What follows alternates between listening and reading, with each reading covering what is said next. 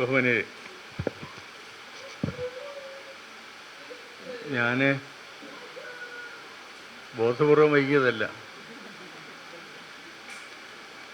വെഞ്ഞാറമൂട്ടിൽ നിന്നാണ് വരുന്ന വഴിയുണ്ടായ ട്രാഫിക് ബ്ലോക്കിൽപ്പെട്ടു പോയതാണ്. ഞാൻ അപ്പോൾ തന്നെ ജയാശ്രീകുമാരനെ വിളിച്ച് പറഞ്ഞു യോഗം ആരംഭിക്കാൻ. പക്ഷെ ബഹുമാന്യായ ശ്രീ രാജീവ് ONV അദ്ദേഹം ഞാൻ കൂടി വന്നിട്ട് തുടങ്ങിയാൽ മതി എന്ന് പറഞ്ഞതുകൊണ്ടാണ് ഇങ്ങനെ വൈകിയത്. ഞാൻ കാരണം ഇങ്ങനെ വൈകാൻ ഇടവന്നതിൽ ദയവായി നിങ്ങൾ ക്ഷമിക്കണമെന്ന് അഭ്യർത്ഥിക്കുകയാണ്. ശ്രീ രാജീവ് ONV പങ്കെടുക്കണം എന്ന് ആഗ്രഹിക്കുകയും അദ്ദേഹം പങ്കെടുക്കാം എന്ന് സമ്മതിക്കുകയും ഇവിടെ വരികയും ചെയ്തപ്പോൾ ഞാൻ വളരെ സന്തോഷത്തോട് ഒരു കാര്യം ഓർക്കുകയാണ്. ഭാരതീയ സമാജത്തിൻ്റെ കൾച്ചറൽ മിഷൻ സാംസ്കാരിക പ്രവർത്തനങ്ങൾ പുതിയ കാലഘട്ടത്തിൽ ആരംഭിക്കുന്നത് ശ്രീമതി പത്മജ രാധാകൃഷ്ണൻ നമ്മളോട് ബന്ധപ്പെട്ട് പ്രവർത്തിച്ചിരുന്ന കാലത്താണ്. അന്ന് ആ പ്രവർത്തനങ്ങളുടെ തുടക്കം എന്ന നിലയിൽ ശ്രീമതി പത്മജ രാധാകൃഷ്ണൻ ഇവിടെ ഒരു സമ്മേളനം സംഘടിപ്പിച്ചത് നിങ്ങൾ പലരും ഓർക്കുന്നുണ്ടാവും. ഭാരതീയ സമാജത്തിലെ പഴയ കാലം മുതലുള്ള പ്രവർത്തകർ അത് ഓർക്കുന്നുണ്ടാവും. അന്നിവിടെ പങ്കെടുത്ത വ്യക്തിയാണ് ശ്രീ രാജീവ്. സിനിമാ നടനായ ശ്രീകുമാറും നിരവധി വ്യക്തികളും അന്നിവിടെ പങ്കെടുത്തിരുന്നു. അന്ന് അദ്ദേഹത്തിന് വളരെ തിരക്കായിരുന്നു. എങ്കിലും അദ്ദേഹം അന്നിവിടെ തിരക്കിട്ട പരിപാടികൾക്കിടയിൽ വന്നിട്ട് പോവുകയാണ് ചെയ്തത്. അദ്ദേഹം ഇന്നിവിടെ വന്ന് ഞാൻ കൂടി വന്നിട്ട് തുടങ്ങിയാൽ മതി എന്ന് പറഞ്ഞുകൊണ്ട് കുറേ അധിക സമയം, ഏതാണ്ട് അരമണിക്കൂറോളം ഈ ഓഫീസിൽ എന്നെയും കാത്തിരുന്നു എന്ന് പറയുമ്പോൾ എനിക്ക് വല്ലാത്ത ദുഃഖം തോന്നുന്നു, വല്ലാത്ത വേദന തോന്നുന്നു. ഒരു വലിയ മനുഷ്യൻ്റെ പുത്രനെ നമ്മളിങ്ങനെ ഒരു കാത്തിരിപ്പുകാരനാക്കി മാറ്റിയതിൽ ഏറെ ദുഃഖമുണ്ട്. അതുകൊണ്ട് വീണ്ടും ഒന്നുകൂടി ഞാൻ ക്ഷമ ചോദിക്കുകയാണ്. ശ്രീമതി ദീപ്തി ഉണ്ണി ഇങ്ങനെ പുസ്തകം എഴുതാൻ ഇടവന്ന സാഹചര്യം, ഒരു പുസ്തകം പ്രസിദ്ധീകരിക്കാൻ ഇടവന്ന സാഹചര്യം യാദൃശ്ചികമായിട്ടാണ്. ഞാനൊരു ദിവസം സ്കൂളിൽ വെച്ച്, ഇൻ്റർനാഷണൽ സ്കൂളിലെ പ്രിൻസിപ്പലാണ്, വെള്ളയമ്പലം ഇൻ്റർനാഷണൽ സ്കൂളിലെ പ്രിൻസിപ്പലാണ്. അപ്പോൾ എൻ്റെ മകളുടെ മകൾ അവിടെ പഠിക്കുകയായിരുന്നു. അപ്പോൾ ഞാൻ അവിടെ വെച്ചിങ്ങനെ എൻ്റെ ഒരു പുസ്തകം പ്രസിദ്ധീകരിച്ചപ്പോൾ അതിൻ്റെ കവർ ചിത്രം വരച്ചത് എൻ്റെ മകളുടെ മകളാണ്. അപ്പോൾ എൻ്റെ പുസ്തകം എന്ന് പറഞ്ഞ് എൻ്റെ കൊച്ചുമകൾ അത് എല്ലായിടത്തും കൊണ്ട് നടക്കാറുണ്ട്. അയാളുടെ കവർ ചിത്രം, അയാൾ വരച്ച കവർ ചിത്രമായതുകൊണ്ട് ഇങ്ങനെ കുറേ പെയിൻ്റ് അടിച്ചപ്പോൾ അതൊരു കവർ ചിത്രമായി ഉപയോഗിക്കാൻ തോന്നിയെടുത്ത് കവർ ചിത്രമായി ഉപയോഗിച്ചു. അപ്പോൾ ആ കവർ ചിത്രമായി അത് അച്ചടിച്ച് വന്നപ്പോൾ മോൾക്ക് വല്ലാത്ത സന്തോഷം തോന്നി. അതിങ്ങനെ എൻ്റെ മിസ്സിന് കൊടുക്കണം എന്ന് പറഞ്ഞു നേരെ സ്കൂളിൽ കൊണ്ടുപോയി ടീച്ചറിന് കൊടുത്തൊരു പുസ്തകം. ഇത് എൻ്റെ പുസ്തകമാണെന്ന് പറഞ്ഞു. അയാൾ വരച്ച കവർ ചിത്രം കാണിച്ചുകൊണ്ട് പറഞ്ഞു. അപ്പോൾ അത് കഴിഞ്ഞ് അവിടെ എൻ്റെ മകൾ എത്തുമ്പോൾ ടീച്ചർ ഇങ്ങനെ ചോദിച്ചു, ഇങ്ങനെ ഈ പുസ്തകം ഇങ്ങനെ സൃഷ്ടിയുടെ അപ്പൂപ്പൻ്റെ പുസ്തകമാണല്ലോ, ഇത് പ്രസിദ്ധീകരിച്ചതും അവിടെയാണോ എന്നിട്ട്. അപ്പോൾ പറഞ്ഞിങ്ങനെ ഞങ്ങൾക്കൊരു പബ്ലിഷിംഗ് ഹൗസ് ഭാരതീയ സമാജവുമായി ബന്ധപ്പെട്ടുണ്ട്, അവരാണ് ഈ പുസ്തകം പബ്ലിഷ് ചെയ്തതെന്ന് പറഞ്ഞു. അപ്പോൾ ഇതിങ്ങനെ ചോദിച്ചു വളരെ കാര്യമായിട്ട്. അപ്പോൾ ടീച്ചർ ഇങ്ങനെ കവിതയൊക്കെ എഴുതുന്ന ആളാണ് എന്ന് മോൾക്ക് മനസ്സിലായി. അപ്പോൾ എന്നോട് പറഞ്ഞു, ഇങ്ങനെ ദീപ്തി ടീച്ചർ നന്നായിട്ട് എഴുതുന്ന ആളാണ് എന്ന് മനസ്സിലാക്കുന്നു, അച്ഛൻ ഒന്ന് സംസാരിച്ചു നോക്കണമെന്ന് പറഞ്ഞു. അപ്പോൾ ഞാനിങ്ങനെ സ്കൂളിൽ വെച്ച് യാദൃച്ഛികമായിട്ടിങ്ങനെ ടീച്ചറിനോട് ചോദിച്ചു, ഇങ്ങനെ എഴുതാറുണ്ടോ കേട്ടോ? അപ്പോൾ കവിതകൾ എഴുതാറുണ്ട്. ഞാൻ എഴുതുന്നത് നോക്കുന്നത് പബ്ലിഷ് ചെയ്താലോ എന്ന് വെച്ചു. അയ്യോ, അങ്ങനെ അത്രയും ഞാൻ പബ്ലിഷ് ചെയ്യാൻ തക്കവണ്ണമുള്ള സൃഷ്ടിയും നടത്തിയിട്ടില്ല. ഞാൻ പറഞ്ഞു ഉള്ളത് അയച്ചു തന്നാൽ നമുക്ക് നോക്കാമെന്ന് പറഞ്ഞു. അങ്ങനെ എഴുതിയ കവിതകൾ എനിക്ക് വാട്സാപ്പിൽ അയച്ചു തന്നു. അത് ഞാൻ നമ്മുടെ പബ്ലിക്കേഷൻ ഡിവിഷൻ ഏൽപ്പിച്ചു. അതൊരു പുസ്തകമാക്കി പ്രസിദ്ധീകരിച്ചു. കവിത മാത്രമല്ല, പിന്നെ ഒരു കഥയും അയച്ചു. അപ്പോൾ ഞാൻ കഥ എഴുതിയപ്പോഴും അതും വളരെ ഉൾക്കരുത്തുള്ള കഥയാണ്. അപ്പം ഞാൻ ചോദിച്ചു, ഇതിൽ ഒരു ആത്മകഥയുടെ അംശമുണ്ടല്ലോ കഥയ്ക്കെന്ന് പറഞ്ഞു. അപ്പോൾ ഉണ്ട് എന്ന് പറഞ്ഞു. സ്വാഗത പ്രസംഗത്തിൽ ജയാശ്രീകുമാർ ഇവിടെ സൂചിപ്പിച്ചതുപോലെ പ്രണയത്തെക്കുറിച്ച്, സ്നേഹത്തെക്കുറിച്ചുള്ള ഉദാത്തമായ ഭാവമാണ് ദീപ്തിയുടെ ഈ ചെറു കവിതകളിലൂടെ നമ്മുടെ മുന്നിൽ വരച്ചു കാട്ടുന്നത്.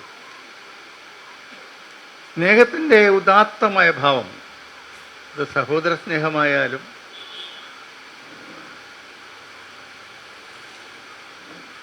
പിതാവിനോടായാലും സ്നേഹിക്കപ്പെട്ട ആളിനോടായാലും എന്തിനോടുണ്ടായ പ്രണയവും സ്നേഹവും, ഉദാത്തമായ സ്നേഹം നമുക്ക് കാണാൻ കഴിയുന്ന ഒരു വലിയ ഇതിഹാസമാണ് മഹാഭാരതം. മഹാഭാരതത്തിലെ പാണ്ഡവരുടെ സാഹോദര്യ സ്നേഹം എന്ന് പറയുന്നത് വളരെ ഉദാത്തമാണ്. ജ്യേഷ്ഠൻ യുധിഷ്ഠിരന് വേണ്ടി എന്ത് കർമ്മവും ചെയ്യുവാൻ തയ്യാറാകുന്ന സഹോദരന്മാർ. രാഷ്ട്രം നഷ്ടപ്പെടുന്ന സാഹചര്യം ഉണ്ടായപ്പോൾ സഹോദരന് പറ്റിയ അബദ്ധത്തിൽ മറ്റു സഹോദരന്മാർക്ക് വേദനയുണ്ടായെങ്കിലും രണ്ടാമത്തെ സഹോദരനായ ഭീമന് അത് നിയന്ത്രിക്കാനായില്ല. അദ്ദേഹം ഇങ്ങനെ പൊട്ടിത്തെറിച്ചു പോയി. ആ പൊട്ടിത്തെറിച്ച അവസരത്തിലും മൂത്ത ജ്യേഷ്ഠനായ യുധിഷ്ഠിരൻ സ്വന്തം സഹോദരനോട് ക്ഷമാപൂർവം പ്രതികരിച്ചു, എൻ്റെ തെറ്റുകൊണ്ടാണല്ലോ ഇതൊക്കെ സംഭവിച്ചത്, നിങ്ങൾക്ക് ഈ ദുരിതങ്ങളൊക്കെ അനുഭവിക്കേണ്ടി വന്നത് എന്ന്. അവർ തമ്മിലുള്ള ആ ബോണ്ട്, ആ സ്നേഹം എന്ന് പറയുന്ന അതിന് ഒരിക്കലും വിള്ളലില്ലാത്ത സ്നേഹമാണ്.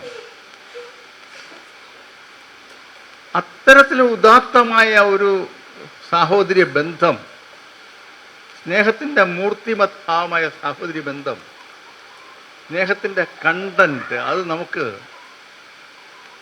കാണുവാൻ കഴിയുന്നത് പാണ്ഡവർ ജീവത്യാഗം ചെയ്തു കഴിഞ്ഞ് സ്വർഗത്തിലേക്ക് യുധിഷ്ഠിരന് ശരീരത്തോടൊപ്പം പോകാൻ കഴിയുന്ന സാഹചര്യത്തിലാണ്. അവിടെ ചെല്ലുന്ന യുധിഷ്ഠിരനെ സ്വർഗത്തിൽ ദേവന്മാർ മറ്റു പലരും സ്വീകരിച്ച് കൊണ്ടുപോകുമ്പോൾ അവിടെ തൻ്റെ സഹോദരങ്ങളെയും വേണ്ടപ്പെട്ടവരെയും കാണാത്തപ്പോൾ യുധിഷ്ഠിരൻ പറഞ്ഞു, എനിക്ക് എൻ്റെ സഹോദരങ്ങളെ കാണണം. അപ്പോൾ ആ സഹോദരങ്ങളെ കാണണമെന്ന് പറഞ്ഞ് അദ്ദേഹം ആവശ്യപ്പെട്ട് സംസാരിച്ചപ്പോൾ അദ്ദേഹത്തെയും കൂട്ടി ദേവന്മാർ മറ്റൊരു വഴിയിലേക്ക് സഞ്ചരിച്ചു. പോകുന്ന വഴിയിലൊക്കെ ചോരയും മാംസവും ദുർഗന്ധവും ആകെ മലിനമായ അറപ്പുളവാക്കുന്ന ഒരു അന്തരീക്ഷം. അത് നരകമായിരുന്നു, നരകത്തിലേക്കുള്ള യാത്രയായിരുന്നു. നരകത്തിൽ ചെന്ന് കാണുമ്പോൾ ആദ്യം കാണുന്ന ഭീഷ്മരെയാണ്. ഭീഷ്മർ യുധിഷ്ഠിരന് വളരെ വേണ്ടപ്പെട്ട ആളാണ്, പിതാമഹന് ഏറെ ആദരവുള്ള. യുദ്ധത്തിൽ തോൽപ്പിച്ചു വധിക്കപ്പെട്ടുവെങ്കിൽ തന്നെയും ഭീഷ്മർ സ്വന്തം ജ്യേഷ്ഠനായ കർണനെ കാണുകയാണ്. കർണൻ സ്വന്തം ജ്യേഷ്ഠനാണെന്ന് അറിയുമ്പോഴുണ്ടാകുന്ന യുധിഷ്ഠിരൻ്റെ ദുഃഖം വാക്കുകൾക്കപ്പുറമാണ്. അത് ഈ ദ്രൗപദിയെ കാണുകയാണ്. പിന്നെ ഓരോ സഹോദരന്മാർ, ഭീമനെ ആയാലും അർജുനെ ആയാലും നകുലിനെയും സഹദേവനെയും ഒക്കെ കാണുന്ന വളരെ നരകത്തിൽ ദുരിതമനുഭവിക്കുന്ന സഹോദരന്മാരെ കാണുമ്പോൾ യുധിഷ്ഠിരൻ ഇതെന്താണ് ഇങ്ങനെ എൻ്റെ സഹോദരങ്ങൾക്കും വേണ്ടപ്പെട്ടവർക്കും ഈ ദുർവിധി എന്ന് ഓർത്ത് ദുഃഖിക്കുകയും അതിൽ പ്രതികരിക്കുകയും ചെയ്തു. അപ്പോൾ യുധിഷ്ഠിരനോട് ദേവന്മാർ പറഞ്ഞു, നമുക്ക് ഇനി മടങ്ങാം സ്വർഗത്തിലേക്ക്. യുധിഷ്ഠിരൻ പറഞ്ഞു, ഇല്ല, എൻ്റെ സഹോദരങ്ങൾക്ക് എവിടെയാണോ സ്ഥാനം അവിടെ തന്നെ തങ്ങുവാനാണ് ഞാൻ ആഗ്രഹിക്കുന്നത്. എൻ്റെ സഹോദരങ്ങളുടെ സ്ഥാനം ഇവിടെയാണെങ്കിൽ ഇവിടെ ഞാൻ തങ്ങും, ഇവിടെ തങ്ങിയാൽ മതി എനിക്ക് എന്ന് പറഞ്ഞ് യുധിഷ്ഠിരൻ നിർബന്ധം കാണിക്കുകയാണ്. അപ്പോൾ തന്നെ അന്തരീക്ഷത്തിൽ മാറ്റമുണ്ടാകുന്നു. കണ്ണഞ്ചപ്പിക്കുന്ന പ്രകാശീകരണങ്ങളാൽ ആ പ്രദേശം മാറി സ്വർഗമായി മാറി. യഥാർത്ഥത്തിൽ സ്വർഗമായിരുന്നു. യുധിഷ്ഠിരൻ യുദ്ധസമയത്ത് ഒരു കള്ളം പറഞ്ഞതുകൊണ്ട് കുറച്ച് സമയത്തേക്കെങ്കിലും യുധിഷ്ഠിരൻ്റെ മനസ്സിൽ വേദന ഉണ്ടാകാൻ വേണ്ടി സൃഷ്ടിക്കപ്പെട്ട ഒരവസ്ഥയായിരുന്നു അത്. കള്ളം യുദ്ധസമയത്ത് ദ്രോണാചാര്യരെ യുദ്ധത്തിൽ തോൽപ്പിക്കുവാൻ വേണ്ടി അശ്വത്ഥാത്മ ഹത ഹരികുഞ്ചര എന്ന്, അശ്വത്ഥാത്മാവ് ദ്രോണരുടെ മകനാണ്. ആ മകൻ കൊല്ലപ്പെട്ടു എന്ന് പറയാൻ വേണ്ടി ഒരു ആനയുടെ രൂപത്തിലുണ്ടാക്കിയ ആനയെ വധിച്ചപ്പോൾ അശ്വത്ഥാത്മ ഹത ഹരികുഞ്ചര എന്ന് കള്ളം പറയേണ്ടി വന്നു. അങ്ങനെ യുധിഷ്ഠിരൻ കള്ളം പറയില്ലല്ലോ എന്ന് കേട്ട് ദ്രോണർ അമ്പമില്ലം താഴെ വെക്കുകയും ആ ദ്രോണരെ വധിക്കുകയാണ് ചെയ്തത്. ആ കള്ളം പറഞ്ഞതിൻ്റെ ഒരു ദുരന്തമാണ് ആ സമയം അനുഭവിക്കേണ്ടത്. ഞാൻ ആ വിഷയത്തിലേക്കല്ല പോകുന്നത്. ഈ സഹോദര സ്നേഹത്തിൻ്റെ കണ്ടന്റ് അത് മനസ്സിലാക്കാതെയാണ് MT ഈ കാലഘട്ടത്തിലെ ഏറ്റവും പ്രചാരം തേടിയ രണ്ടാം ഊഴം എന്ന നോവൽ സൃഷ്ടിക്കപ്പെട്ടിരിക്കുന്നത്. അവിടെ MT എഴുതുന്നത് സമകാലിക സമൂഹത്തിൽ സഹോദരന്മാർ തമ്മിലുള്ള പരസ്പരം പാരവയ്ക്കലിൻ്റെയും കാലുവാരലിൻ്റെയും ഒറ്റുകൊടുക്കലിൻ്റെയും കുന്നായ്മയുടെയും വികാരത്തിൽ നിന്നാണ് MT രണ്ടാം ഊഴം എഴുതിയിരിക്കുന്നത്. അവിടെയാണല്ലോ ഭീമൻ രണ്ടാം ഊഴക്കാരനായിപ്പോയി എന്ന് പറഞ്ഞുകൊണ്ട് പലതും ഇങ്ങനെ അത് MTയുടെ മാനസികാവസ്ഥയാണ്. കാരണം അത് സ്നേഹത്തിൻ്റെ മാനസികാവസ്ഥയല്ല, അത് ആർത്തിയുടെ, അല്ലെങ്കിൽ അത് ഈ കാലഘട്ടത്തിൽ മനുഷ്യനെ ബാധിച്ചിരിക്കുന്ന സ്വാർത്ഥതയുടെ മറ്റൊരു പ്രതീകമാണ്.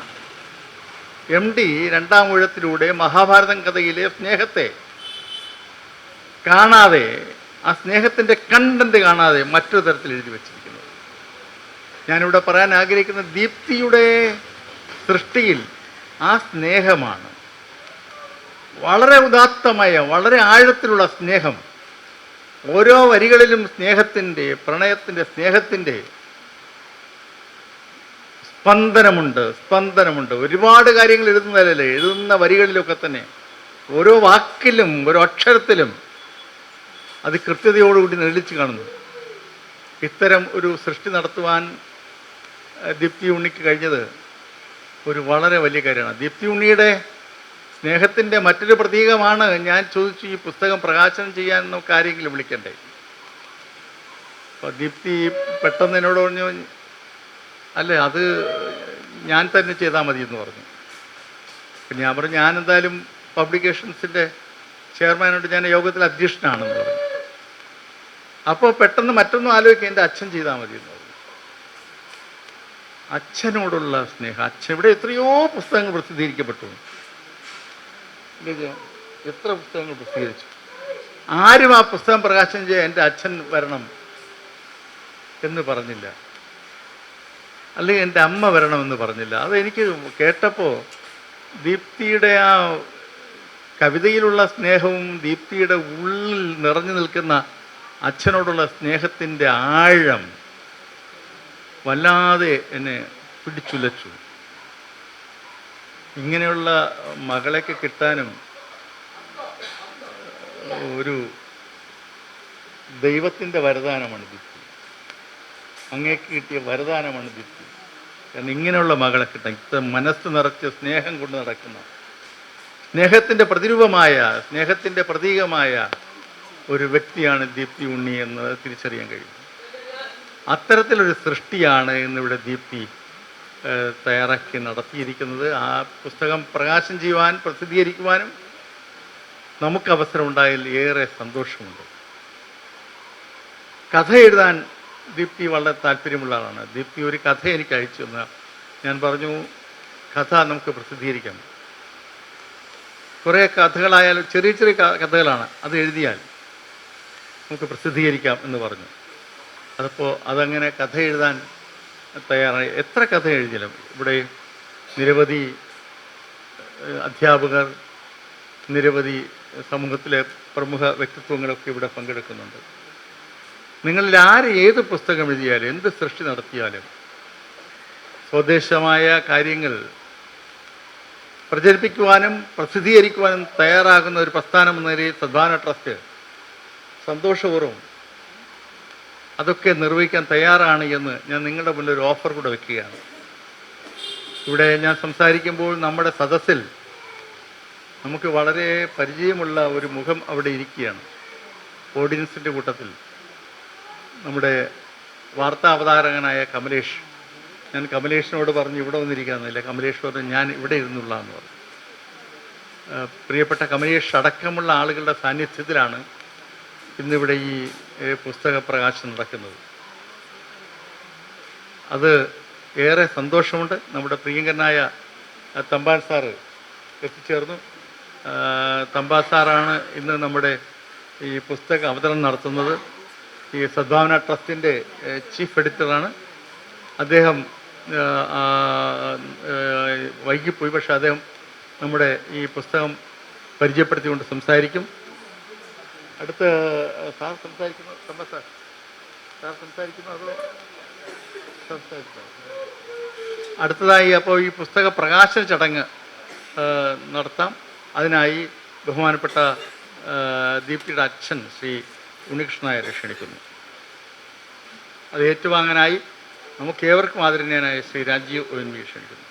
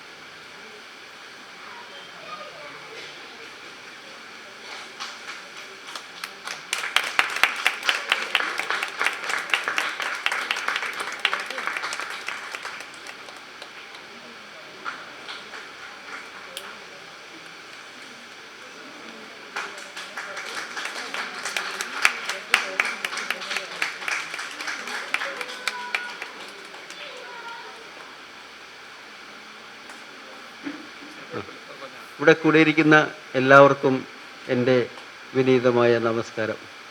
ഞാനൊരു പ്രാസംഗികനോ ഒന്നുമല്ല, എങ്കിലും എൻ്റെ മോളെക്കുറിച്ച് രണ്ട് വാക്ക്. എൻ്റെ മകൾ മലയാളം എഴുതാനും വായിക്കാനും സ്കൂൾ തലത്തിലല്ല പഠിച്ചിരിക്കുന്നത്. കാരണം അവൾ കേന്ദ്രീയ വിദ്യാലയത്തിൽ പഠിച്ചിരുന്ന കാലം മുതൽ അവിടെ മലയാളം ഉണ്ടായിരുന്നില്ല, 12ാം ക്ലാസ് വരെ. പിന്നീട് ബാലരമ പോലെയുള്ള മാസികകളും അവളുടെ അനിയൻ്റെ സ്കൂൾ പുസ്തകങ്ങളും ഒക്കെ നോക്കിയാണ് അവൾ മലയാളം പഠിച്ചത് തന്നെ. അങ്ങനെ ഇംഗ്ലീഷിലും അവൾ കുറച്ച് കവിതകളും കഥകളും ഒക്കെ എഴുതി സൂക്ഷിച്ചിട്ടുണ്ട് എന്ന് ഈ അവസരത്തിൽ ഞാൻ പറഞ്ഞുകൊള്ളുന്നു. കൂടാതെ കലാമണ്ഡലം സോണി ടീച്ചറിൻ്റെയും അപർണ ടീച്ചറിൻ്റെയും ശിഷ്യത്വത്തിൽ ഇന്ദിരകലാ സാഹിത്യ അക്കാദമിയിൽ നിന്നും ഭരതനാട്യത്തിന് 3rd റാങ്ക് കിട്ടിയിട്ടുണ്ട്. ഇവിടെ ഈ പുസ്തക പ്രകാശനത്തിന് വേണ്ടി ബാലചന്ദ്രൻ സാർ ചെയ്തിട്ടുള്ള സംഭാവനകൾ ചെറുതൊന്നുമല്ല. അദ്ദേഹത്തിന് എൻ്റെ ഹൃദയം നിറഞ്ഞ നന്ദി രേഖപ്പെടുത്തിക്കൊള്ളുന്നു. ഈ പുസ്തകം ഏറ്റുവാങ്ങാനായി ഞാൻ ഏറ്റവും കൂടുതൽ ആരാധിക്കുകയും ഇഷ്ടപ്പെടുകയും ചെയ്യുന്ന ONV കുറുപ്പ് സാറിൻ്റെ മകനും സംഗീതജ്ഞനുമായ രാജീവ് ONV സാറിനെ തന്നെ കിട്ടിയത് ഏറെ പുണ്യമാണ്. ഇവിടെ മോളെ അനുഗ്രഹിക്കാനായിട്ട് ഇവിടെ കൂടിയിരിക്കുന്ന എല്ലാവർക്കും ഞാൻ പ്രത്യേകം നന്ദി രേഖപ്പെടുത്തിക്കൊള്ളുന്നു. നന്ദി, നമസ്കാരം.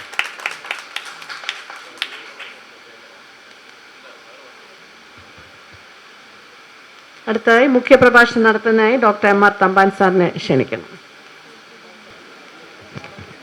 അധ്യക്ഷൻ ശ്രീ ബാലേന്ദ്രൻ, ശ്രീ പുസ്തകം പ്രകാശനം ചെയ്ത ശ്രീ ഉണ്ണികൃഷ്ണൻ നായർ, സ്വീകരിച്ച ശ്രീ രാജീവ്, ഈ ചടങ്ങിൻ്റെ താരമായ ശ്രീമതി ദീപ്തി ഉണ്ണി, വേദിയിലെ സദസ്സിലെ എത്രയും ബഹുമാന്യരെ, ഞാൻ ഡോക്ടർ CGRനെ കാണാൻ പോയിരിക്കുകയായിരുന്നു. CGRനെ പരിചയമുള്ള പലരും കാണും.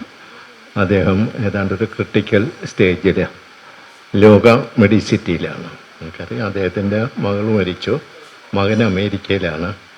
സത്യത്തെ അവിടെ കണ്ടപ്പോഴൊക്കെ സങ്കടം തോന്നി. വളരെ പ്രശസ്തനായ ഒരു വ്യക്തി, സമ്പത്തിനാണെങ്കിൽ ഒരു കുറവുമില്ല, പക്ഷേ നോക്കാൻ ആരുമില്ല. ഒരു പെയ്ഡ് മെയിൽ സെർവൻറ്റ് മാത്രം, ഒരു നേഴ്സ് മാത്രമാണ് അവിടെ ഉള്ളത്. രാവിലെ ഞങ്ങളോട് പോയി, അദ്ദേഹത്തിന് ഓർമ്മയില്ല, എന്നിട്ടും ഞങ്ങളെ തിരിച്ചറിഞ്ഞു. ഞാൻ നാളെ പോകും, ഞാൻ ഒറ്റയ്ക്ക് പോകില്ല, ഞങ്ങൾ ഒരുമിച്ച് പോകും. ഇങ്ങനെ മരണത്തെക്കുറിച്ചുള്ള സംഭാഷണങ്ങളുമെല്ലാം കേട്ടുകൊണ്ടാണ് ഞാൻ വരുന്നത്. ഒരു വിഷമമുള്ളത്, അദ്ദേഹത്തിൻ്റെ ജീവചരിത്രം എഴുതാൻ സദ്ഭാവന ട്രസ്റ്റ് തീരുമാനിക്കുകയും സിന്ധു കുറച്ച് ദിവസം പോയി എഴുതുകയും ചെയ്തു. അത് പൂർത്തീകരിക്കാൻ കഴിഞ്ഞിട്ടില്ല. അതുപോലെ ജീവിതത്തിലെ ഒരു ശാശ്വത സത്യമാണ് മരണം. ഇന്നല്ലെങ്കിൽ നാളെ ആരായാലും അത് നേരിട്ടേ വെക്കും. ഇതൊരു സന്തോഷകരമായ നിമിഷമാണ്. ഒരു പുസ്തകത്തിൻ്റെ, അത് ഒരു കവിതാ ശകലങ്ങളുടെ, ദീപ്തി ഉണ്ണിയുടെ കവിതാ ശകലങ്ങളുടെ പ്രകാശനം എന്ന സന്തോഷകരമായ ഇതുള്ളതാണ്. ഈ വെള്ളം തിളച്ചു കഴിഞ്ഞാൽ അത് ആവിയാവും. അത് മുകളിൽ പോയി ഘനീഭവിച്ച മേഘങ്ങളായി മേഘങ്ങൾ പെയ്തൊഴിയും. അതുപോലെയാണ് കവികളും. കവികളുടെ മനസ്സ് തപിച്ചാൽ, പ്രത്യേകിച്ച് ഇപ്പോഴത്തെ കെട്ടകാലത്തിൻ്റെ അനുഭവങ്ങൾ കണ്ട് മനസ്സ് തപിച്ചു കഴിഞ്ഞാൽ അവരുടെ മനസ്സ് തിളയ്ക്കും. അത് കവിതയായി മനനത്തിലൂടെ, ചിന്തയിലൂടെ, അവരുടെ നല്ല പദപ്രയോഗങ്ങളിലൂടെ അത് നല്ല കവിതയായി മാറുകയാണ്. കവിതയിൽ നിന്ന് പൊതുവിൽ 2 രീതിയിലുണ്ട്. ഒന്ന് പാരമ്പര്യ കവിത. ആ പാരമ്പര്യ കവിതയ്ക്കുള്ള പ്രത്യേകത, അതിന് വൃത്തവും അലങ്കാരവുമുണ്ട്. വൃത്തവും അലങ്കാരവും ഉണ്ടെങ്കിൽ അതിന് താളവും ലയവും സംഗീതവും ശ്രുതിയും ഉണ്ടെന്നാണ് വയ്പ്. ചുരുക്കത്തിൽ ഛന്ദസ്സുള്ള കവിതയായിരിക്കും. അത് ഹൃദയസ്ഥമാക്കാൻ എളുപ്പമായിരിക്കും. പഴയ കാലത്ത് ഛന്ദസ്സുള്ള കവിതകളെ ഉണ്ടായിരുന്നു. പക്ഷെ അതിനെതിരായിട്ട് മറ്റൊരു കവിതാശാഖ കൂടി വന്നു. അതാണ് നവീന കവിത. ഞാൻ പറഞ്ഞ പാരമ്പര്യ കവിതയിൽ ദീപ്തിയുടെ കവിത വരുന്നില്ല. അടുത്ത ഒരു ശാഖ വന്ന് നവീന കവിതയാണ്. നവീന കവിത എന്നതുകൊണ്ട് ഉദ്ദേശിക്കുന്നത് പുതിയ കവിത എന്ന് മാത്രമല്ല, എന്തൊക്കെയോ സവിശേഷതകളുള്ള കവിത. അതാണ് നവീന കവിത എന്ന് പറയുന്നത്. ഇത് കവിത എന്ന് പറയുന്നത്, ഞാൻ നേരത്തെ പറയുന്നത് പോലെ മനസ്സ് തപിക്കുമ്പോൾ മനസ്സിൻ്റെ അഗാധതയിൽ നിന്ന് ഉയർന്നു വരുന്ന ഒരു പ്രവാഹമാണ് കവിത, നദീപ്രവാഹം പോലെ. ആ പ്രവാഹം വരുമ്പോൾ ഏത് വൃത്തത്തിൽ എഴുതണം, അതിന് എത്ര അക്ഷരം വേണം, ദീർഘ അക്ഷരപ്രാസം വേണോ എന്നൊന്നും ചിന്തിക്കാനൊക്കില്ല. അത് ഒരു പ്രവാഹമായി തന്നെ വരും. ആ നവീന കവികൾക്കൊരു പ്രത്യേകതയുണ്ട്. അവർ ഒരു മതശാസനങ്ങളെയും അംഗീകരിക്കുന്നില്ല, ഒരു രാഷ്ട്രീയ പ്രത്യയശാസ്ത്രങ്ങളിലും വിശ്വസിക്കുന്നില്ല. സർവതന്ത്ര സ്വതന്ത്രമായി കവിത എഴുതുന്നു. പക്ഷെ അതോടൊപ്പം തന്നെ സമൂഹത്തിൻ്റെ അനീതികളെ, അധർമ്മങ്ങളെ നിശ്ചിതമായി വിമർശിക്കുന്നതായിരിക്കും ആ കവിത എന്നുള്ളതാണ് മറ്റൊരു സവിശേഷതയുള്ളൂ. ഇവിടെ ഇനി ദീപ്തിയുടെ കവിതയിലേക്ക് കടക്കുകയാണ് ഞാൻ. ഇതിൽ നവീന കവിതാ വിഭാഗത്തിൽ ഇതിൽ നമുക്ക് ഉൾക്കൊള്ളിക്കാം. നവീന കവിതയിൽ തന്നെ ഈ കെട്ടകാലത്തെക്കുറിച്ച്, അച്ഛൻ മകളെ പീഡിപ്പിക്കുന്ന, സഹോദരൻ സഹോദരിയെ പീഡിപ്പിക്കുന്ന, മുത്തശ്ശിമാരെയും കൊച്ചുങ്ങളെയും പീഡിപ്പിക്കുന്ന ഈ കെട്ടകാലത്ത് അതിനെതിരായിട്ടുള്ള അമർഷം, അതാണ് നവീന കവിതകളിൽ കൂടുതലും ഇതായിട്ടുള്ളത്. KGS പറയുന്നത്, ഞാൻ കോമള പദങ്ങൾ പോലും എൻ്റെ കവിതയിൽ ഞാൻ ഉപയോഗിക്കില്ല. കാരണം ഈ പീഡനങ്ങൾക്ക്, അതിക്രമങ്ങൾക്ക്, അനീതികൾക്ക്, അധർമ്മങ്ങൾക്കെതിരെ പ്രതികരിക്കുന്നതിന് കോമള പദങ്ങൾ യോജിക്കില്ല എന്നാണ് കക്ഷി പറയുന്നത്. പക്ഷേ ഇവിടെ ഞാൻ കാണുന്ന ഒരു ചങ്ങമ്പുഴ സ്കൂളിൽ പഠിച്ച ഒരു കുട്ടിയുടെ കവിതയായിട്ടാണ് ദീപ്തിയുടെ കവിതകളെ ഞാൻ കാണുന്നത്. കാരണം പ്രണയത്തെക്കുറിച്ച്, സ്നേഹത്തെക്കുറിച്ച്, പ്രകൃതിയിൽ കാണുന്ന നന്മകളെക്കുറിച്ച്, പ്രകൃതി സൗന്ദര്യത്തെക്കുറിച്ച് എല്ലാം. പക്ഷെ അതെല്ലാം മിനി കഥകളാണ്, കവിതകളാണ്. പക്ഷെ മിനി കവിതകളിലാണെങ്കിലും നല്ലൊരു ആശയങ്ങൾ അതിൽ സന്നിവേശിപ്പിക്കാൻ ദീപ്തിക്ക് കഴിഞ്ഞിട്ടുണ്ട്. പിന്നെ ഇതിന് വൃത്തവും അലങ്കാരവും ഇല്ലെങ്കിലും വൃത്തവും അലങ്കാരവും ഉള്ള കവിതകൾ ചൊല്ലുന്നത് പോലെ നമുക്ക് താളത്തിലും ലയത്തിലും സംഗീതത്തിലും ശ്രുതിയിലുമൊക്കെ ഇത് ചൊല്ലാൻ കഴിയും. ഒരുപക്ഷെ രാജീവിന് മനോഹരമായ ഈ കവിത ആലപിക്കാൻ കഴിഞ്ഞേക്കും. ഇവിടെ കവിത ആലപിക്കുമെന്ന് ഞാൻ പ്രതീക്ഷിക്കുകയാണ്. പിന്നെ ഇതിലുള്ളത് പദപ്രയോഗങ്ങളാണ്. ഒരു പദസമ്പത്ത് ഈ കുട്ടിക്കുണ്ട്. നല്ല കോമള പദങ്ങളുണ്ട്. ആ കോമള പദങ്ങൾ കോർത്തിണക്കി ഈ പ്രകൃതിയുടെ സൗന്ദര്യത്തെക്കുറിച്ച്, സ്നേഹത്തെക്കുറിച്ച്, പ്രണയത്തെക്കുറിച്ച്, സ്നേഹത്തെക്കുറിച്ച് പാടാത്ത കവികളില്ല. സ്നേഹമാണ് അഖിലസാരമൊഴിയിലെന്നാണ് ആശാൻ തന്നെ പാടിയിട്ടുള്ളത്. അതുപോലെ മഹാകവി ഉള്ളൂർ പാടിയിട്ടുള്ളത്, പ്രേമസംഗീതത്തിൽ പാടിയിട്ടുള്ളത്, ഒരൊറ്റ മതമുണ്ട് ഉലകിനുയരാണ് പ്രേമമതം എന്നല്ലോ പരക്കെ നമ്മെ പാലമൃതോട്ടും പാർവണ ശശിബിംബം എന്നാണ് വെച്ചാൽ ഏറ്റവും സ്നേഹത്തെക്കുറിച്ച് പാടിയിട്ടുള്ളത്. അങ്ങനെ നമ്മുടെ മനസ്സിൻ്റെ ഒരു തരള വികാരങ്ങൾ അനുഭൂതിയാക്കി മാറ്റുന്ന കവിതകളാണ്. ശകലങ്ങളാകാതെ ഖണ്ഡകാവ്യങ്ങളായി, മഹാകാവ്യങ്ങളായി ഇനിയും കൂടുതൽ കവിതകൾ രചിക്കാൻ ദീപ്തിക്ക് കഴിയട്ടെ എന്ന് ആശംസിച്ചുകൊണ്ട്, പ്രാർത്ഥിച്ചുകൊണ്ട് എൻ്റെ വാക്കുകൾ നിർത്തട്ടെ. നന്ദി. അടുത്തതായി നമ്മോട് സംസാരിക്കുന്നതിനായി ശ്രീ രാജീവ് ONV സാറിനെ ക്ഷണിക്കുന്നു. വേദിയിലെ ബഹുമാന്യരെ, ഈ സദസ്സിലെ ഗുരുജനങ്ങളെ, സുഹൃത്തുക്കളെ, ഇങ്ങനെയൊരു പുസ്തക പ്രകാശന കർമ്മത്തിന് അതിൽ പങ്കാളിയാകാൻ ഞാൻ സാധാരണ അങ്ങനെ പോയിട്ടുമില്ല. ഞാനിവിടെ ഇരുന്ന് ആലോചിക്കുകയായിരുന്നു, എന്തിനാണ് എന്നെ ഇങ്ങനെ ഒരു കർമ്മത്തിന് തിരഞ്ഞെടുത്തത്, എന്തേ ഇവിടെ നിൽക്കാൻ യോഗം എന്ന്. ഒരുപാട് സന്തോഷമുണ്ട്, അതാദ്യമേ പറയട്ടെ. എന്തായാലും വെറുതെ ആലോചിച്ചതാണ്. കാരണം ഞാനൊരു എഴുത്തുകാരനല്ല. അത് എൻ്റെ മേഖല സംഗീതമാണ്. പിന്നെ ഒരു എഴുത്തുകാരൻ്റെ മകൻ എന്ന ഒരു മേൽവിലാസം അതെനിക്ക് ചാർത്തി തന്ന ഒരു നിയോഗമായിട്ട് ഞാൻ അത് കരുതുന്നു. അങ്ങനെ സന്തോഷപൂർവമാണ് ദീപ്തി എന്നെ ക്ഷണിച്ചപ്പോൾ ഞാൻ ഈ പുസ്തക പ്രകാശന കർമ്മ ആ ഒരു ചടങ്ങിലേക്ക് വരാമെന്ന് സമ്മതിച്ചത്. ദീപ്തിയെ ഇൻ്റർനാഷണൽ സ്കൂളിൻ്റെ പല വേദികളിലും കണ്ടിട്ടുണ്ട്. അവിടെ എൻ്റെ സഹോദരിയുടെ 2 മക്കൾ അവിടെ നിന്നാണ് പഠിച്ചിറങ്ങിയത്. ഇപ്പോൾ എൻ്റെ മകളുടെ 2 മക്കൾ അവിടെ പഠിച്ചുകൊണ്ടിരിക്കുന്നു. അങ്ങനെ ആ വിദ്യാലയത്തിലെ പല വേദികളിലുമായിട്ട് അവരുടെ സമർത്ഥമായ ഇടപെടലുകൾ മാറി നിന്ന് കണ്ടിട്ടുള്ള ഒരു പരിചയം, ആ പരിചയം കൊണ്ടാണ് ഞാനിത് സന്തോഷപൂർവ്വം സമ്മതിച്ചത്. പിന്നീട് ഈ കവിതകൾ എനിക്കൊന്ന് അയച്ചു തരണമെന്ന് ഞാൻ ആവശ്യപ്പെട്ടു. അതെനിക്ക് ഫോണിലൂടെ അയച്ചു തന്നു. ഞാനത് മുഴുവൻ വായിച്ചു. ഈ പുസ്തകം എനിക്കത് വളരെ ഇഷ്ടമായി. ഞാൻ നല്ലൊരു വായനക്കാരനാണ്, കവിതകൾ ധാരാളം വായിച്ചിട്ടുള്ള ഒരാളാണ്.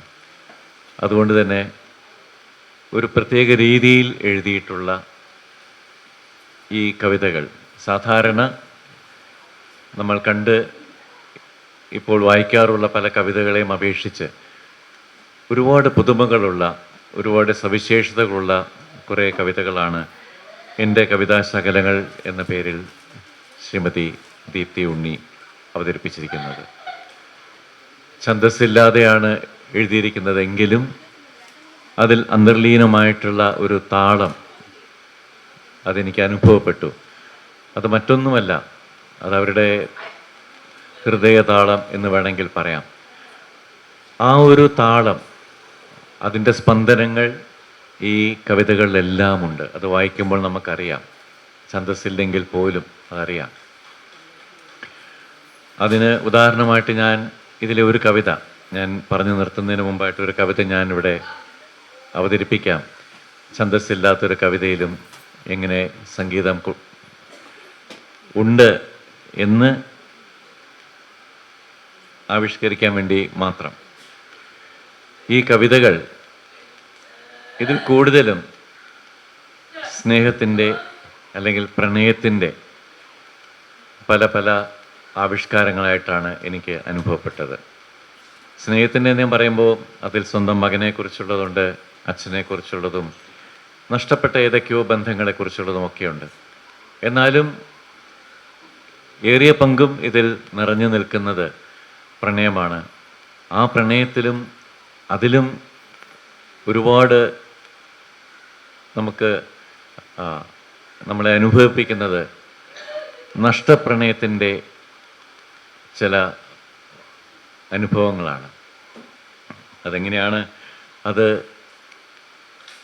ദീപ്തിക്ക് അത് കൂടുതലായിട്ട് അത്തരത്തിലുള്ളൊരു അനുഭവം ഉണ്ടായിട്ടാണോ എന്താണെന്ന് എനിക്കറിയില്ല. എന്തായാലും സ്വാനുഭവങ്ങളിൽ നിന്നാണ് കവിത വരുന്നതെങ്കിൽ എന്തായാലും അതിതീവ്രമായ പ്രണയത്തിൻ്റെയും നഷ്ടപ്രണയത്തിൻ്റെയും നഷ്ടപ്പെടലിൻ്റെയും എല്ലാം ഒരുപാട് ഛായ നിറഞ്ഞ കവിതകളാണ് ഇതിനകത്തുള്ളത്. അതുകൊണ്ട് തന്നെ അത് വായിക്കുമ്പോൾ എങ്ങനെയോ അത് നമുക്കത് കൂടുതലായിട്ട് നമ്മുടെ ഹൃദയത്തിലേക്ക് കയറുന്നത് പോലെ നമുക്കത് തോന്നും. കൂടുതൽ ആകർഷകമാകാൻ, കൂടുതൽ ഒരു നമ്മുടെ അനുഭൂതി തലത്തിലേക്ക് അത് കയറുവാനൊക്കെ ഈ കവിതകൾ അങ്ങനെ സഹായിച്ചിട്ടുണ്ട്. ഞാൻ എൻ്റെ വ്യക്തിപരമായ അനുഭവമാണ് പറയുന്നത്. ഇതിലെ ഒരു കവിത വായിച്ചുകൊണ്ട് ഞാൻ ഈ പ്രകാശന കർമ്മത്തിൽ പങ്കെടുക്കുക എന്നുള്ള എൻ്റെ ആ ഒരു നിയോഗം ഞാൻ പൂർത്തിയാക്കാം. മധുരം മാധുര്യം എന്ന ഇതിലെ ആദ്യത്തെ കവിത.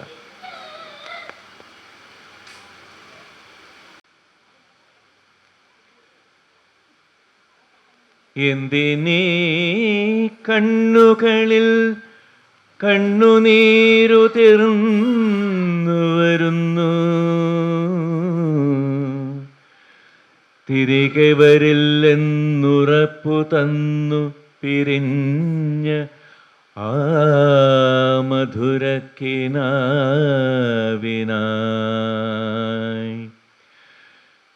എന്തിനീ കണ്ണുകളിൽ കണ്ണുനീരു തീർന്നു വരുന്നു,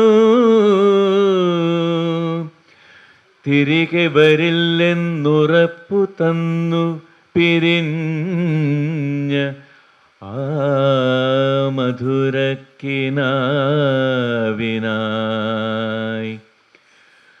എന്തിനീ ഹൃദയം തൻ അഗാധഗർത്തത്തിൽ, എന്തിനീ ഹൃദയം തൻ അഗാധഗർത്തത്തിൽ നിന്നും തികട്ടി വരുന്നു, കൈപ്പായിരുന്നെങ്കിലും ഇരട്ടി മധുരമായിരുന്നൊരനുഭൂതി തൻ മാധുര്യം. കൈപ്പായിരുന്നെങ്കിലും ഇരട്ടി മധുരമായിരുന്നൊരനുഭൂതി തൻ മാധുര്യം.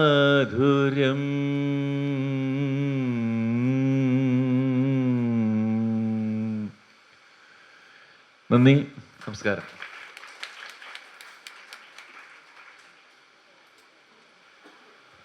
അടുത്തതായി ആശംസ നേരുന്നതായി ശ്രീമതി സിനി ജിജോയ്, ഇന്റർനാഷണൽ സ്കൂളിലെ ടീച്ചറാണ്. ടീച്ചറിനെ ക്ഷണിക്കുന്നു.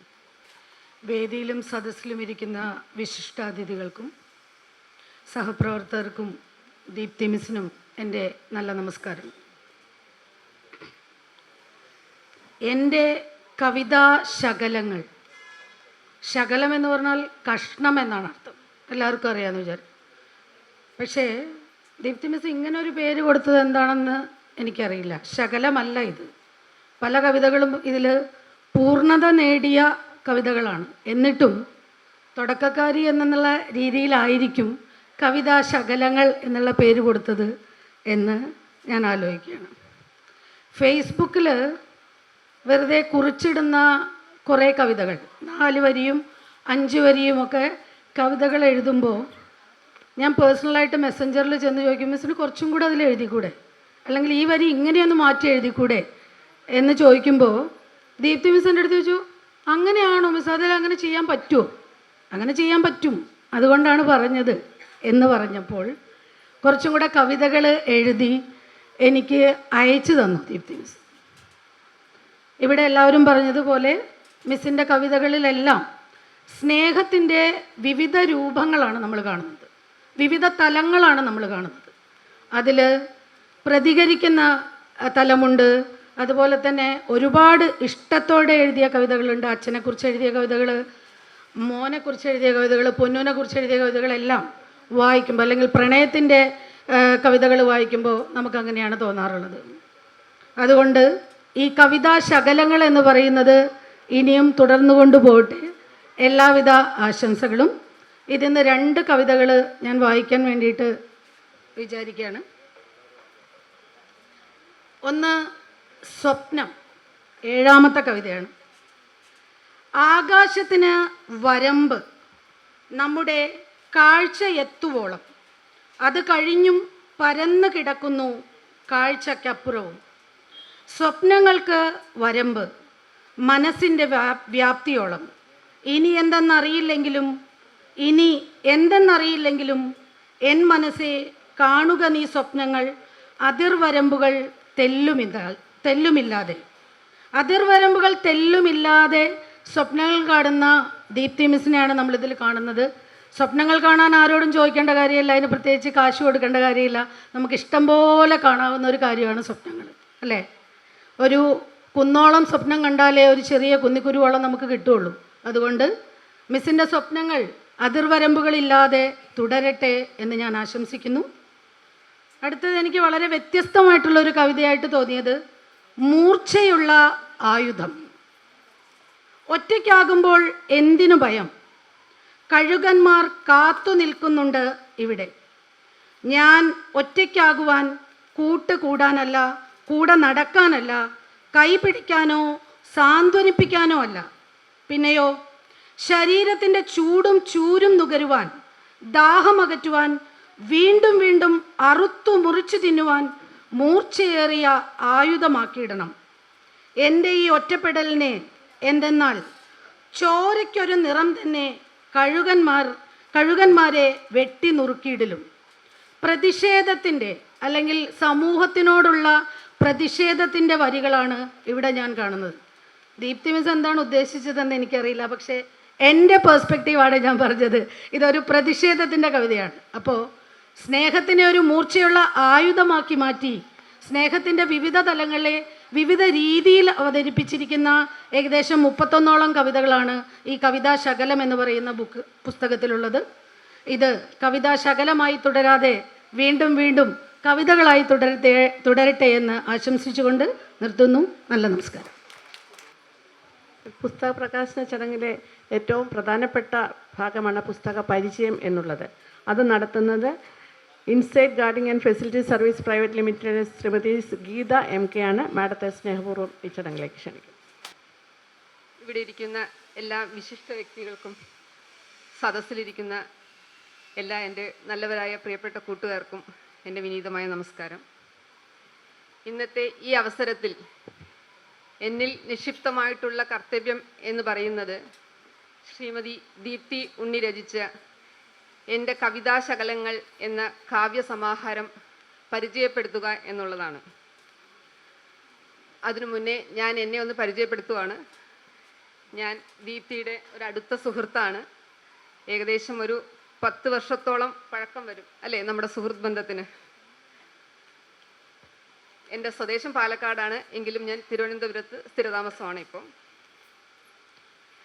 ഇവിടെ സർഗാത്മകതയെക്കുറിച്ച് പറയുമ്പോൾ എനിക്ക് ഓർമ്മ വരുന്ന ഒരു രചനയാണ് വിശ്വപ്രസിദ്ധ എഴുത്തുകാരനായ ഖലീഫ് ജിബ്രാൻ എന്ന് പറയുന്ന ആൾ രചിച്ച ഒരു കുഞ്ഞു രചന, ദി പേൾ, മുത്ത് എന്നർത്ഥം വരുന്ന ഒരു രചന. ആ രചനയിൽ കടലിൻ്റെ അടിത്തട്ടിൽ വെച്ച് 2 ചിപ്പികൾ നടത്തുന്ന ഒരു സംഭാഷണമാണ് അതിൻ്റെ പ്രമേയം. അതിൽ ഒരു ചിപ്പി വന്ന് അടുത്ത സുഹൃത്തായ മറ്റേ ചിപ്പിയുടെ അടുത്ത് പറയുവാണ്, എന്താണെന്നറിയില്ല, എൻ്റെ ഉള്ളിന് വല്ലാത്തൊരു വേദനയാണ് എപ്പോഴും. ഇത് കേട്ട മറ്റേ ചിപ്പി പറയും, എനിക്കൊരു വേദനയില്ല, ഞാൻ ഈ കടലിൻ്റെ ആഴത്തട്ടിൽ ഇങ്ങനെ നീന്തി കളിച്ച് നീന്തി തുടിച്ച് രസിച്ച് ഉല്ലസിച്ചിരിക്കുകയാണ്, ഇര പിടിച്ച് സുഖമായിട്ട് കഴിയുന്നു, എൻ്റെ മനസ്സിനൊരു വേദനയും ഇല്ല എന്ന് പറയും. ഇത് കേട്ട് ഒരു ഞണ്ട് ഇടയ്ക്ക് കയറി വന്ന് പറയും, വേദനിക്കുന്ന ചിപ്പിയോടാണ് പറയുന്നത്, അല്ലയോ വേദനിക്കുന്ന സുഹൃത്തെ, നീ വിഷമിക്കേണ്ട, നിന്റെ ഉള്ളിൽ ഒരു മുത്ത് വളരുന്നുണ്ട്, ഈ മുത്ത് വളർന്ന് വലുതാവും തോറും നീ വേദനിച്ചുകൊണ്ടേയിരിക്കും. തുടർന്ന് വേദനയില്ലാതെ സുഖമായിരിക്കുന്ന ചിപ്പിയോട് പറയും, നീ ഒരിക്കലും വേദനിക്കേണ്ടി വരില്ല, കാരണം നിന്റെ ഉള്ളു പൊള്ളയാണ്. ഇതും പറഞ്ഞ് ഞണ്ട് കടലിൻ്റെ അടിത്തട്ടിലോട്ട് പോവുക. ജിബ്രാൻ കഥ ഇവിടെ ചുരുക്കുകയാണ്. സർഗാത്മകതയെക്കുറിച്ച് പറയുമ്പോൾ വേദനകളും യാതനകളും വിഷമതകളും ഇതെല്ലാം കടന്നു വരികയും ഇതിൽ നിന്നും സൗന്ദര്യത്തിൻ്റെ തികവും മികവും നിറഞ്ഞ ഒരു രൂപം സാധ്യമാവുകയും ചെയ്യുന്നു എന്നുള്ളതാണ് ജിബ്രാൻ ഇവിടെ ആവിഷ്കരിച്ചിരിക്കുന്നത്. സർഗാത്മകതയുള്ള എല്ലാ മനസ്സുകളിലും ഇത്തരത്തിലുള്ള വേദനകളും വിഷമതകളും പ്രതിസന്ധികളും എല്ലാം കടന്നുപോയിക്കൊണ്ടിരിക്കുന്നതുമാണ്.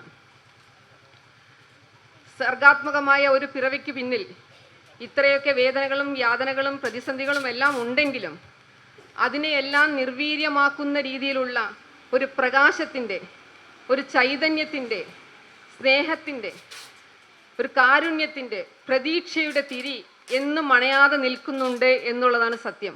അതുതന്നെയാണ് ഇവിടെ ദീപ്തിക്കും ഇങ്ങനെയുള്ള ഒരു കവിത സൃഷ്ടിക്കാനുള്ള ഒരു ഇടം വരുത്തിയിട്ടുള്ളതെന്നാണ് എൻ്റെ വിശ്വാസം. ഇവിടെ അധ്യക്ഷ പ്രസംഗത്തിലും സ്വാഗത പ്രസംഗത്തിലും എല്ലാവരും പറഞ്ഞു ഈ കവിതയുടെ പ്രമേയം, ഈ കവിതയുടെ ഒരു പൊതു പ്രമേയം എന്താണെന്നുള്ളത്.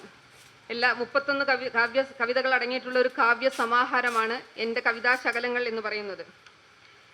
ഇത് കവിതയുടെ ഒരു പൊതു പ്രമേയം പ്രണയമാണെങ്കിൽ തന്നെയും ഇതൊരു സാധാരണ പ്രണയമല്ല.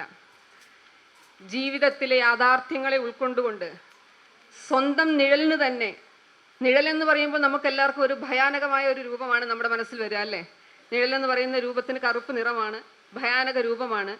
പക്ഷെ ഇവിടെ കവയിത്രി ചെയ്തിരിക്കുന്നത് സ്വന്തം നിഴലിന് തന്നെ വർണ്ണപ്പകിട്ടുള്ള ചിറക് നൽകി ആ ഒരു നിഴലിന്, നിറക്കൂട്ടാർന്ന നിഴലിനെ തന്നെ നമുക്ക് പ്രണയിക്കാൻ സാധിക്കും എന്നുള്ളത് വളരെ വ്യക്തമായിട്ട് ഈ കവിതകളിലെ ഓരോ വരികളിലും, ഓരോ കവിതയിലെ ഓരോ പദത്തിലും അത് അന്തർലീനമായി കിടക്കുന്നുണ്ടെന്നുള്ളതാണ് സത്യം. ജീവിതത്തിൽ സുഖദുഃഖ സമ്മിശ്രതയുടെ ഒരു താളമുണ്ട്. അതിൻ്റെ നിറവിൽ നിന്നുകൊണ്ടാണ് കവയിത്രി ഈ കവിതയ്ക്ക് തിരികൊളുത്തിയിട്ടുള്ളത്. എൻ്റെ കവിതാശകലങ്ങൾ എന്ന കാവ്യ സമാഹാരം അത് വായിക്കുമ്പോൾ നമുക്ക് മനസ്സിലാകും, ആ ഒരു ശീർഷകത്തിന് തന്നെ ഒരു പ്രത്യേകതയുണ്ട്. അത് എൻ്റെ കവിതാശകലങ്ങളല്ല, സ്വന്തം ജീവിതത്തിൻ്റെ ജീവിത ശകലങ്ങളാണ്. പക്ഷെ അത് കാവ്യാത്മകമായ രൂപം പ്രാപിച്ചു വന്നപ്പോൾ അത് കവിതാശകലങ്ങളായി മാറി.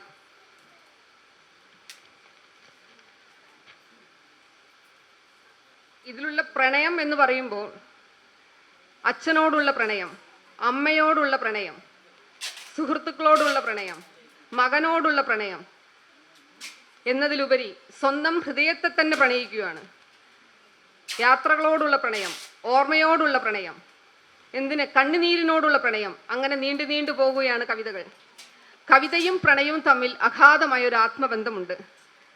ഒരു സവിശേഷമായ ഒരു പ്രണയാനുഭൂതി ഉൾക്കൊള്ളുന്നവർക്ക് മാത്രമേ ഇങ്ങനെയുള്ളൊരു സർഗാത്മകത നമ്മുടെ മനസ്സിൽ നിന്ന് നമുക്ക് ഉണർത്തിയെടുക്കാൻ പറ്റുകയുള്ളൂ. ഈ കവിതയുടെ ഈ കാവ്യ സമാഹാരത്തിൻ്റെ ആദ്യ കവിത അത് ഞാനിനി ഇവിടെ ആലപിക്കുന്നില്ല, കാരണം വളരെ മനോഹരമായി രാജീവ് സാർ അതിവിടെ ആലപിച്ചു കഴിഞ്ഞു. ഇനി ഞാനത് ആലപിച്ചു കഴിഞ്ഞാൽ ചിലപ്പോൾ ആ കവിതയുടെ മനോഹാരിത നഷ്ടപ്പെട്ടു പോകും. അതുകൊണ്ട് അതിൻ്റെ ഒരു ചുരുക്കം മാത്രം ഞാൻ പറയുകയാണ്. ഇത്രയും മനോഹരമായി സാർ അത് ആലപിച്ചപ്പോൾ തന്നെ എല്ലാവരുടെയും ഹൃദയത്തിൽ ആ കവിത തട്ടിക്കഴിഞ്ഞു എന്ന് എനിക്കറിയാം. കാരണം ഒരു കയ്പേറിയ ഒരു അനുഭവത്തിനെ ആ കയ്പിൽ നിന്നും അതിൻ്റെ മാധുര്യം എങ്ങനെ നുകർന്നെടുത്ത് അതിനെ പ്രണയിക്കാമെന്ന് കവയിത്രി വളരെ മനോഹരമായി ആ കവിതയിലൂടെ പറഞ്ഞിരിക്കുകയാണ്. ഇതിൽ നിന്ന് തന്നെ നമുക്ക് മനസ്സിലാകാം, ജീവിതത്തിൽ നമ്മൾക്കുണ്ടാകുന്ന പ്രതിസന്ധികളും നമ്മുടെ എല്ലാം ജീവിതത്തിൽ എല്ലാവർക്കും പല സമയത്തും ഒരു സമയത്ത് അല്ലെങ്കിൽ മറ്റൊരു സമയത്ത് നമുക്ക് പല പ്രതിസന്ധികളും തരണം ചെയ്യേണ്ടി വരുന്ന ഒരു കാലഘട്ടം ഉണ്ടാവും. പക്ഷെ ഇവിടെയൊക്കെ ഇപ്പം നമ്മൾ കാണുന്നതെന്ന് പറഞ്ഞു കഴിഞ്ഞാൽ നമുക്ക് എന്തെങ്കിലും ഒരു വിഷമങ്ങൾ വരുമ്പോൾ അല്ലെങ്കിൽ ഒരു ദുഃഖങ്ങൾ വരുമ്പോൾ ജീവിതം എൻ്റെ ശപിക്കപ്പെട്ട ജീവിതമാണെന്ന് ആരോപിക്കുന്ന ആൾക്കാരുണ്ട്. അതല്ലെങ്കിൽ വേദനയെ ചിരിച്ചുകൊണ്ട് സ്വീകരിക്കുന്ന ആൾക്കാരുമുണ്ട്. അതുമല്ലാതെ പ്രതിസന്ധികളെ തരണം ചെയ്യാൻ പറ്റാതെ ജീവിതം തന്നെ അവസാനിപ്പിക്കുന്നവരുണ്ട്. പക്ഷേ ഇവിടെ ചെയ്തിരിക്കുന്നത് ഒരു കണ്ണീർ കടലിനെ എങ്ങനെ പാൽക്കടലാക്കി മാറ്റാം, ജീവിതത്തിനെ എങ്ങനെ സ്വർഗതുല്യമാക്കി നമുക്ക് പ്രണയിക്കാം എന്ന് വളരെ മനോഹരമായി പല കവിതകളിലൂടെ പല പദപ്രയോഗങ്ങളിലൂടെ നമുക്കത് മനസ്സിലാക്കി തരുകയാണ്. ഇതിൽ ഇന്നത്തെ തലമുറയിൽ അന്യം നിന്ന് പോയിട്ടുള്ള ഒരു കവിത ഒരു സംഭവമാണ് തിരിച്ചറിവ് എന്നുള്ളത്. ഇന്നത്തെ സമൂഹത്തിന് എന്താണ് ഏതാണ് നല്ലതേത് ചീത്തയേത് എന്നെല്ലാം എഡ്യൂക്കേറ്റഡ് ആണ്, എല്ലാവരും വളരെ വിദ്യാസമ്പന്നരാണെങ്കിൽ പോലും തിരിച്ചറിവ് എന്ന ശക്തി വളരെയധികം നഷ്ടപ്പെട്ട് കഴിഞ്ഞിരിക്കുന്ന ഒരു സമൂഹമാണ് ഇന്നത്തെ സമൂഹം. ഇവിടെ ഒരു 2 ചോദ്യങ്ങൾക്ക് കാവ്യാത്മകമായ രീതിയിലുള്ള ഒരു മറുപടി നൽകിക്കൊണ്ട് വളരെ അർത്ഥവത്തായ ഒരു സന്ദേശം നൽകിയിരിക്കുകയാണ് തിരിച്ചറിവ് എന്ന കവിതയിലൂടെ. അതായത് കവിത ഇങ്ങനെയാണ്: ഒരു പേരിൽ എന്തിരിക്കുന്നു എന്നുമൊഴിഞ്ഞ ഒരു സുഹൃത്തിനോട് ഒന്നുമില്ല, ആൾക്കൂട്ടത്തിൽ എന്നെ തിരിച്ചറിഞ്ഞാൽ അത് മതി. ഒരു ചുംബനത്തിൽ എന്ത് സുഖം എന്ന് ചോദിച്ചൊരു സുഹൃത്തിനോട് ഒന്നുമില്ല, 1000 രതിനിർവേദങ്ങളിൽ എൻ്റെ നിശ്വാസം നീ തിരിച്ചറിഞ്ഞാൽ അത് മതി. എത്ര നല്ല സന്ദേശമല്ലേ! സ്വത്തിൻ്റെയും പണത്തിൻ്റെയും പേരിൽ രക്തബന്ധങ്ങൾ ചോരക്കളങ്ങളാക്കി തീർക്കുന്ന സഹോദരങ്ങൾ, പെൺശരീരത്തിനു വേണ്ടി യുദ്ധക്കളങ്ങൾ സൃഷ്ടിക്കുന്ന കാമഭ്രാന്തന്മാർ, ജാതിയുടെയും മതത്തിൻ്റെയും പേരിൽ തലതല്ലിച്ചാവുന്ന മതവിദ്വേഷകർ, ഇവരെല്ലാം വായിക്കണം ഇതുപോലുള്ള കവിതകൾ. ഇതാണ് നമുക്ക് ആവശ്യം. ഇന്നത്തെ യുവതലമുറയ്ക്ക് ആവശ്യമുള്ള സന്ദേശം വളരെ അർത്ഥവത്തായി നല്ല മനോഹരമായി അവതരിപ്പിച്ചിരിക്കുകയാണ് കവയിത്രി ഇവിടെ.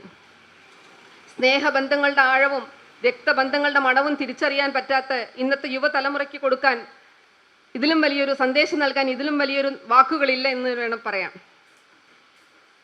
അതുപോലെ നമ്മളെല്ലാവരും ജീവിതത്തിൽ അനുഭവിക്കുന്ന ഒരു ദുഃഖം എന്ന് പറയുന്നൊരു സാധനമാണ് ഒറ്റപ്പെടൽ. എല്ലാവർക്കും പേടി സ്വപ്നമാണ്, ഏകാന്തത. ഇന്നിപ്പോൾ സാറ് അധ്യക്ഷ പ്രസംഗത്തിൽ സാറ് പറഞ്ഞിരുന്നു, ഇഷ്ടംപോലെ സമ്പത്തുണ്ട്, പ്രശസ്തമായൊരു വ്യക്തി, പക്ഷെ നോക്കുവാൻ ആളില്ല, മക്കൾ അങ്ങും ഇങ്ങും ദൂര സ്ഥലങ്ങളിൽ ഇരിക്കുന്നു. ഇതെല്ലാം ഒരു ഏകാന്തതയുടെ ഒരു ഒറ്റപ്പെടലിൻ്റെ ദുഃഖമാണ്. പക്ഷെ ഈ ഒരു ഏകാന്തതയെ പോലും നമുക്ക് പ്രണയിച്ചു പോകുന്നു കവയിത്രി എന്നുള്ളതാണ് ഇവിടുത്തെ ഏറ്റവും മനോഹരമായൊരു വസ്തുത എന്ന് പറയുന്നത്. ബന്ധങ്ങൾ അകന്നു പോകുമ്പോഴും സൗഹൃദങ്ങൾ നഷ്ടപ്പെട്ടു പോകുമ്പോഴും മരണം വന്ന് പ്രിയപ്പെട്ടവരെ കൂട്ടിക്കൊണ്ടു പോകുമ്പോഴും നമുക്ക് കരുത്തും ഊർജവും തന്ന് നമ്മളെ നിലനിർത്താൻ, വീണ്ടും മുന്നോട്ട് പതറാതെ നമുക്ക് ജീവിതത്തിൽ മുന്നോട്ട് പോകാനുള്ള ആ ശക്തി ആർജിക്കാനുള്ള ഒരു കൂട്ടുകാരിയായിട്ടാണ് ഇവിടെ ഏകാന്തതയെ നമ്മുടെ ദീപ്തി അവതരിപ്പിച്ചിരിക്കുന്നത്. ഇതൊക്കെ അത്രയും ഒരു കാവ്യഭാവനയുള്ള ഒരു സർഗാത്മകമായ ആ ഒരു അടിത്തട്ടിൽ ആ സ്നേഹത്തിൻ്റെയും പ്രണയത്തിൻ്റെയും അന്തർലീനമായി കിടക്കുന്ന ഒരു അനുഭൂതി ഉണ്ടെങ്കിൽ മാത്രമേ ഏകാന്തതയൊക്കെ നമുക്ക് പ്രണയിക്കാൻ പറ്റുള്ളൂ.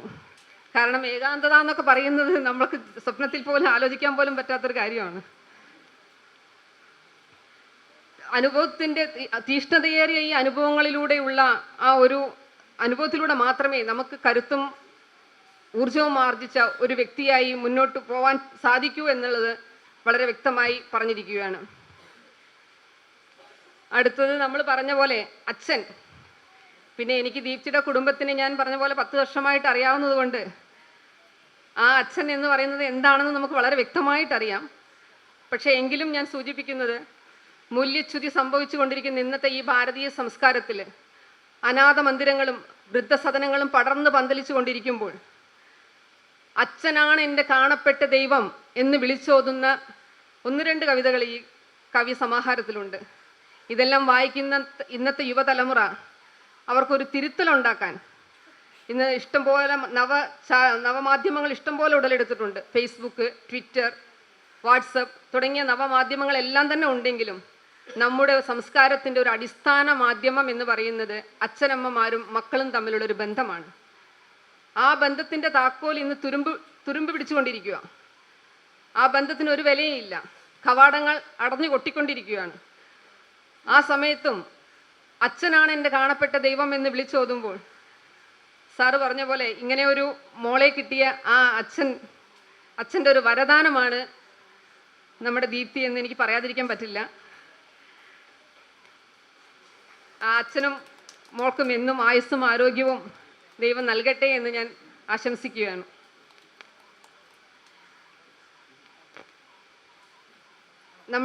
ഞാൻ ആദ്യം സൂചിപ്പിച്ചു, ഖലീഫ് ജിബ്രാൻ എന്ന് പറയുന്ന ഒരു കവിത, ഹൃദയത്തിൻ്റെ അഗാധ ഗർത്തത്തിൽ നിന്ന് ഉത്ഭവിക്കുന്ന വേദനകൾക്ക് സൗന്ദര്യത്തിൻ്റെ മൂർത്തിമത് രൂപമായി രൂപം പ്രാപിക്കാൻ സാധിക്കുമെന്ന് നമുക്ക് ദർശനം തന്ന ഖലീഫ് ജിബ്രാൻ്റെ ദ എബൌട്ട് മാരേജ് എന്ന കവിതയുടെ ഒരു മലയാള വിവർത്തനം, വിവാഹം എന്നൊരു കവിതയും കൂടി ഈ കാവ്യസമാഹാരത്തിൽ ഉൾപ്പെടുത്തിയിട്ടുണ്ട്. പിന്നെ ഇതിൽ നിന്നെല്ലാം എനിക്ക് വ്യത്യസ്തമായി തോന്നിയ ഒരു കവിത ഇതിനകത്തുണ്ട്. അത് വളരെ മനോഹരമായി, അത് എങ്ങനെയാണ് ദീപ്തിക്ക് ഇത്രയും പ്രണയത്തിൻ്റെ ഇടയിലും ആ ഒരു കവിതയിലോട്ട് എങ്ങനെ എത്തിച്ചേർന്നു എന്ന് എനിക്കറിയില്ല. വെട്ടിച്ചുരുക്കിയ കാഴ്ചപ്പാടെന്നാണ്. സത്യം പറഞ്ഞാൽ ഞാൻ ഈ കവിത വായിച്ചപ്പോൾ വെട്ടിച്ചുരുക്കിയ കാഴ്ചപ്പാടെന്നുള്ള എൻ്റെ മനസ്സിൽ പെട്ടെന്ന്, ഞാൻ കവിത വായിക്കുന്നതിന് മുന്നേ ഈ ശീർഷകം കണ്ടപ്പോൾ എനിക്ക് തോന്നിയത് ഇന്നത്തെ സമൂഹത്തിൽ നമ്മൾ എല്ലാ ബന്ധങ്ങളും വെട്ടിച്ചുരുക്കി ആ ഒരു രീതിയിലുള്ളൊരു കാഴ്ചപ്പാടായിരിക്കുമെന്നാണ്. പക്ഷെ ഞാൻ ആ കവിത വായിച്ചപ്പോൾ ഞാൻ തന്നെ ഞെട്ടിപ്പോയി എന്നുള്ളതാണ്. സത്യം പറഞ്ഞാൽ ആ കവിത ഇങ്ങനെയാണ്: ഇരുണ്ട കാർമേഘമെന്നോണം അവളുടെ പുറം മറഞ്ഞു പടർന്നു കിടർന്നിരുന്നു ഞാൻ ഒരു കാലം. ഇത് വായിച്ചപ്പോൾ എനിക്ക് തോന്നി ഇത് ഞാൻ ഉദ്ദേശിച്ച കവിതയല്ല. സത്യം പറഞ്ഞു കഴിഞ്ഞാൽ വളരെ മനോഹരമായി ആസ്വാദന ഭാഷയുടെ അങ്ങേയറ്റം കൊണ്ട് സ്ത്രീ സൗന്ദര്യത്തിൻ്റെ പ്രധാന ലക്ഷണമായ തലമുടിയെ വർണ്ണിച്ചിരിക്കുകയാണ് കവയിത്രി ഇതിനകത്ത്. ഇരുണ്ട കാർമേഘമെന്നോണം അവളുടെ പുറം മറഞ്ഞു പടർന്നു കിടന്നിരുന്നു ഞാൻ ഒരു കാലം. എന്നാൽ കാലം കഴിയുന്തോറും ആധുനിക സംസ്കാരത്തിൻ്റെ ഭാഷയിൽ സ്ത്രീ സൗന്ദര്യത്തിന് തലമുടിയുടെ സ്ഥാനമൊക്കെ അന്യം നിന്ന് കഴിഞ്ഞു. അവിടെയും പക്ഷേ കവയിത്രി സ്ത്രീയും കാർകൂന്തലും തമ്മിലുള്ളൊരു പ്രണയത്തിൻ്റെ ഭാഷ കവയിത്രി മറന്നില്ല എന്നുള്ളതാണ് സത്യം. വെട്ടിച്ചുരുക്കുമ്പോഴും വളർന്നുകൊണ്ടേയിരിക്കുന്നു അവൾ, മരിക്കില്ല, ഞാൻ അത്രയ്ക്ക് അവളെ സ്നേഹിക്കുന്നു, അവൾ എന്നെയും. ആ സ്ത്രീ എത്രത്തോളം നമ്മൾ തലമുടി വെട്ടുന്തോറും വളർന്നുകൊണ്ടേയിരിക്കും. അവിടെയാണ് സ്ത്രീയും കാർകൂന്തലും തമ്മിലുള്ളൊരു പ്രണയം കവയിത്രി കാണുന്നത്. ഇതൊന്നും ഒരു സാധാരണ മനുഷ്യന് കാണാൻ പറ്റാത്തൊരു സംഭവമാണ് കേട്ടോ. നമുക്കൊന്നും ഇത് തലമുടി വെട്ടിത്തോടുന്നത് സ്ത്രീയെ സ്നേഹിക്കുന്നു അല്ലെങ്കിൽ സ്ത്രീ തലമുടിയെ സ്നേഹിക്കുന്നു എന്നൊക്കെ നമുക്കൊന്നും ഭാവനയിൽ പോലും ഇതൊന്നും കാണാൻ പറ്റില്ല. ഇനി ഇതിൻ്റെ ഇടയിൽ വേറെ 1-2 കവിതകളൊക്കെ എല്ലാവരും വായിച്ചിട്ടുണ്ട്. പക്ഷേ ഇനിയും കവിതകൾ ബാക്കിയുണ്ടെങ്കിലും എനിക്ക് എൻ്റെ ഏറ്റവും ഹൃദയം തൊട്ടൊരു കവിത, അതെനിക്കിവിടെ അവതരിപ്പിക്കാതിരിക്കാൻ പറ്റില്ല. ആലാപന ശൈലിയൊക്കെ മോശമായിരിക്കും, വിശിഷ്ട വ്യക്തികൾ എന്നോട് ക്ഷമിക്കണം. എങ്കിലും ഞാൻ ആ കവിതയെ ഒന്ന് ചൊല്ലാൻ പോവുകയാണ്. ഒരുപക്ഷെ കവയിത്രി എന്നതിലപ്പുറം ദീപ്തി എന്ന എൻ്റെ ആത്മസുഹൃത്തിനെ ഞാൻ തൊട്ടറിഞ്ഞതുകൊണ്ടായിരിക്കാം ആ കവിത എന്നെ ഒരുപാട് കരയിപ്പിച്ചു. അതുകൊണ്ട് തന്നെ ആ കവിത ഞാനിവിടെ ഒന്ന് ആലപിക്കാൻ പോവുകയാണ്. എൻ്റെ മകൻ. ജീവിതസാഗരത്തിലെ ഓരോ തിരമാലകൾ എണ്ണി എണ്ണി ആ മണൽപ്പരപ്പിൽ ഞാൻ ഇരിക്കവേ ഒരു മുത്തുച്ചിപ്പി എൻ്റെ കണങ്കാൽ ഉടക്കി നിന്നു. ജീവിതസാഗരത്തിലെ ഓരോ തിരമാലകൾ എണ്ണി എണ്ണി ആ മണൽപ്പരപ്പിൽ ഞാൻ ഇരിക്കവേ ഒരു മുത്തുച്ചിപ്പി എൻ്റെ കണങ്കാൽ ഉടക്കി നിന്നു. കറുത്ത തോടുകൾ പൊട്ടിച്ചെടുത്തത് തൂവെള്ള മുത്തായ ഒരു പനുനീർ പളുങ്കിനെ കൈക്കുമ്പിളിലാക്കി നെഞ്ചോടു ചേർത്തു ഞാൻ. കറുത്ത തോടുകൾ പൊട്ടിച്ചെടുത്തത് തൂവെള്ള മുത്തായ ഒരു പനുനീർ പളുങ്കിനെ കൈക്കുമ്പിളിലാക്കി നെഞ്ചോടു ചേർത്തു ഞാൻ. ആ വെളിച്ചം എൻ ഹൃദയം നിറയ്ക്കവേ, ആ വെളിച്ചം എൻ ഹൃദയം നിറയ്ക്കവേ കുഞ്ഞിക്കൈകാലുകൾ വളർന്നിടവേ ചലനങ്ങൾ വിരളമെന്നാരോ മൊഴിഞ്ഞുവോ. കുഞ്ഞിക്കൈകാലുകൾ വളർന്നിടവേ ചലനങ്ങൾ വിരളമെന്നാരോ മൊഴിഞ്ഞുവോ. കുഞ്ഞുനാവിൽ തേനും വയമ്പും ചാലിക്കവേ വാക്കുകൾ പൂക്കുകയില്ലെന്നാരോ മൊഴിഞ്ഞുവോ. കുഞ്ഞുനാവിൽ തേനും വയമ്പും ചാലിക്കവേ വാക്കുകൾ പൂക്കില്ലെന്നാരോ മൊഴിഞ്ഞുവോ.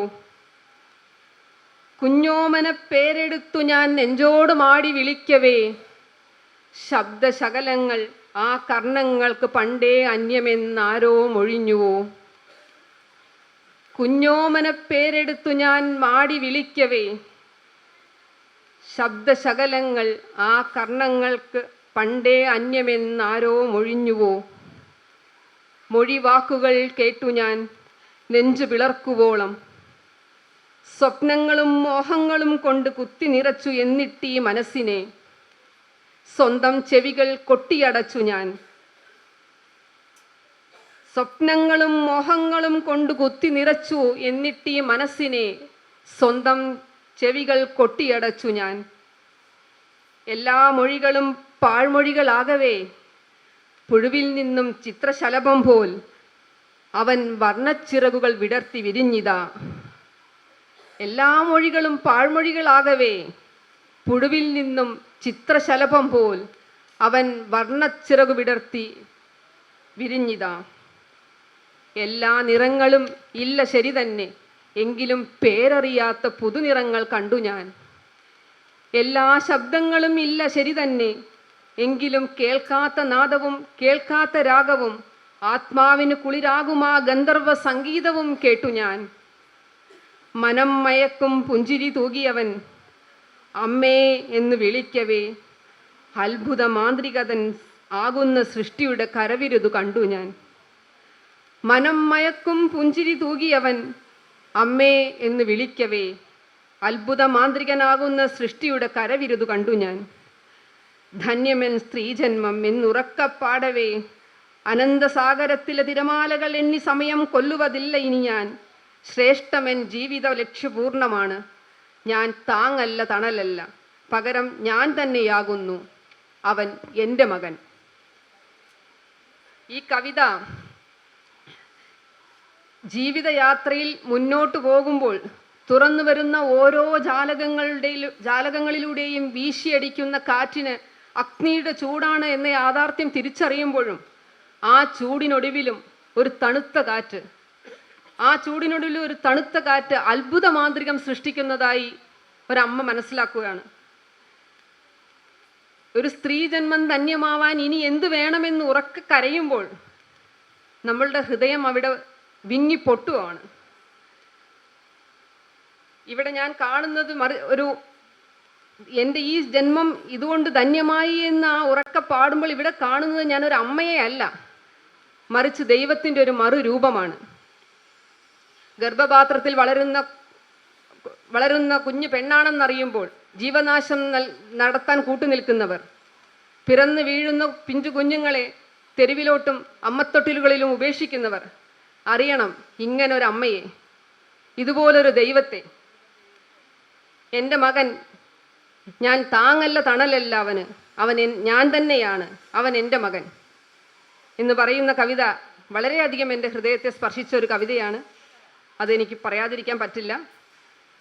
അങ്ങനെ ജീവിതത്തിലെ കയ്പേറിയ ഓരോ നിമിഷങ്ങളെയും അതിൻ്റെ യാഥാർത്ഥ്യം ഉൾക്കൊണ്ടുകൊണ്ട്, അതിനെ പ്രണയിച്ചുകൊണ്ട്, സ്നേഹത്തിൻ്റെയും സാന്ത്വനത്തിൻ്റെയും തണലേകി മോഹങ്ങളുടെ ചിറക് വിടർത്തി പ്രതീക്ഷയുടെ തിരിതെളിയിച്ച് ജീവിക്കാനുള്ള പ്രചോദനം ഇന്നത്തെ യുവതലമുറയ്ക്ക് നൽകുന്ന എൻ്റെ കവിതാശകലങ്ങൾ എന്ന ഈ കാവ്യസമാഹാരത്തിനും അതൊരു നല്ലൊരു സൃഷ്ടിയായി നമുക്ക് സംഭാവന ചെയ്ത ശ്രീമതി ദീപ്തി ഉണ്ണിക്കും എല്ലാവിധ നന്മകളും ആശംസകളും നേരുന്നു.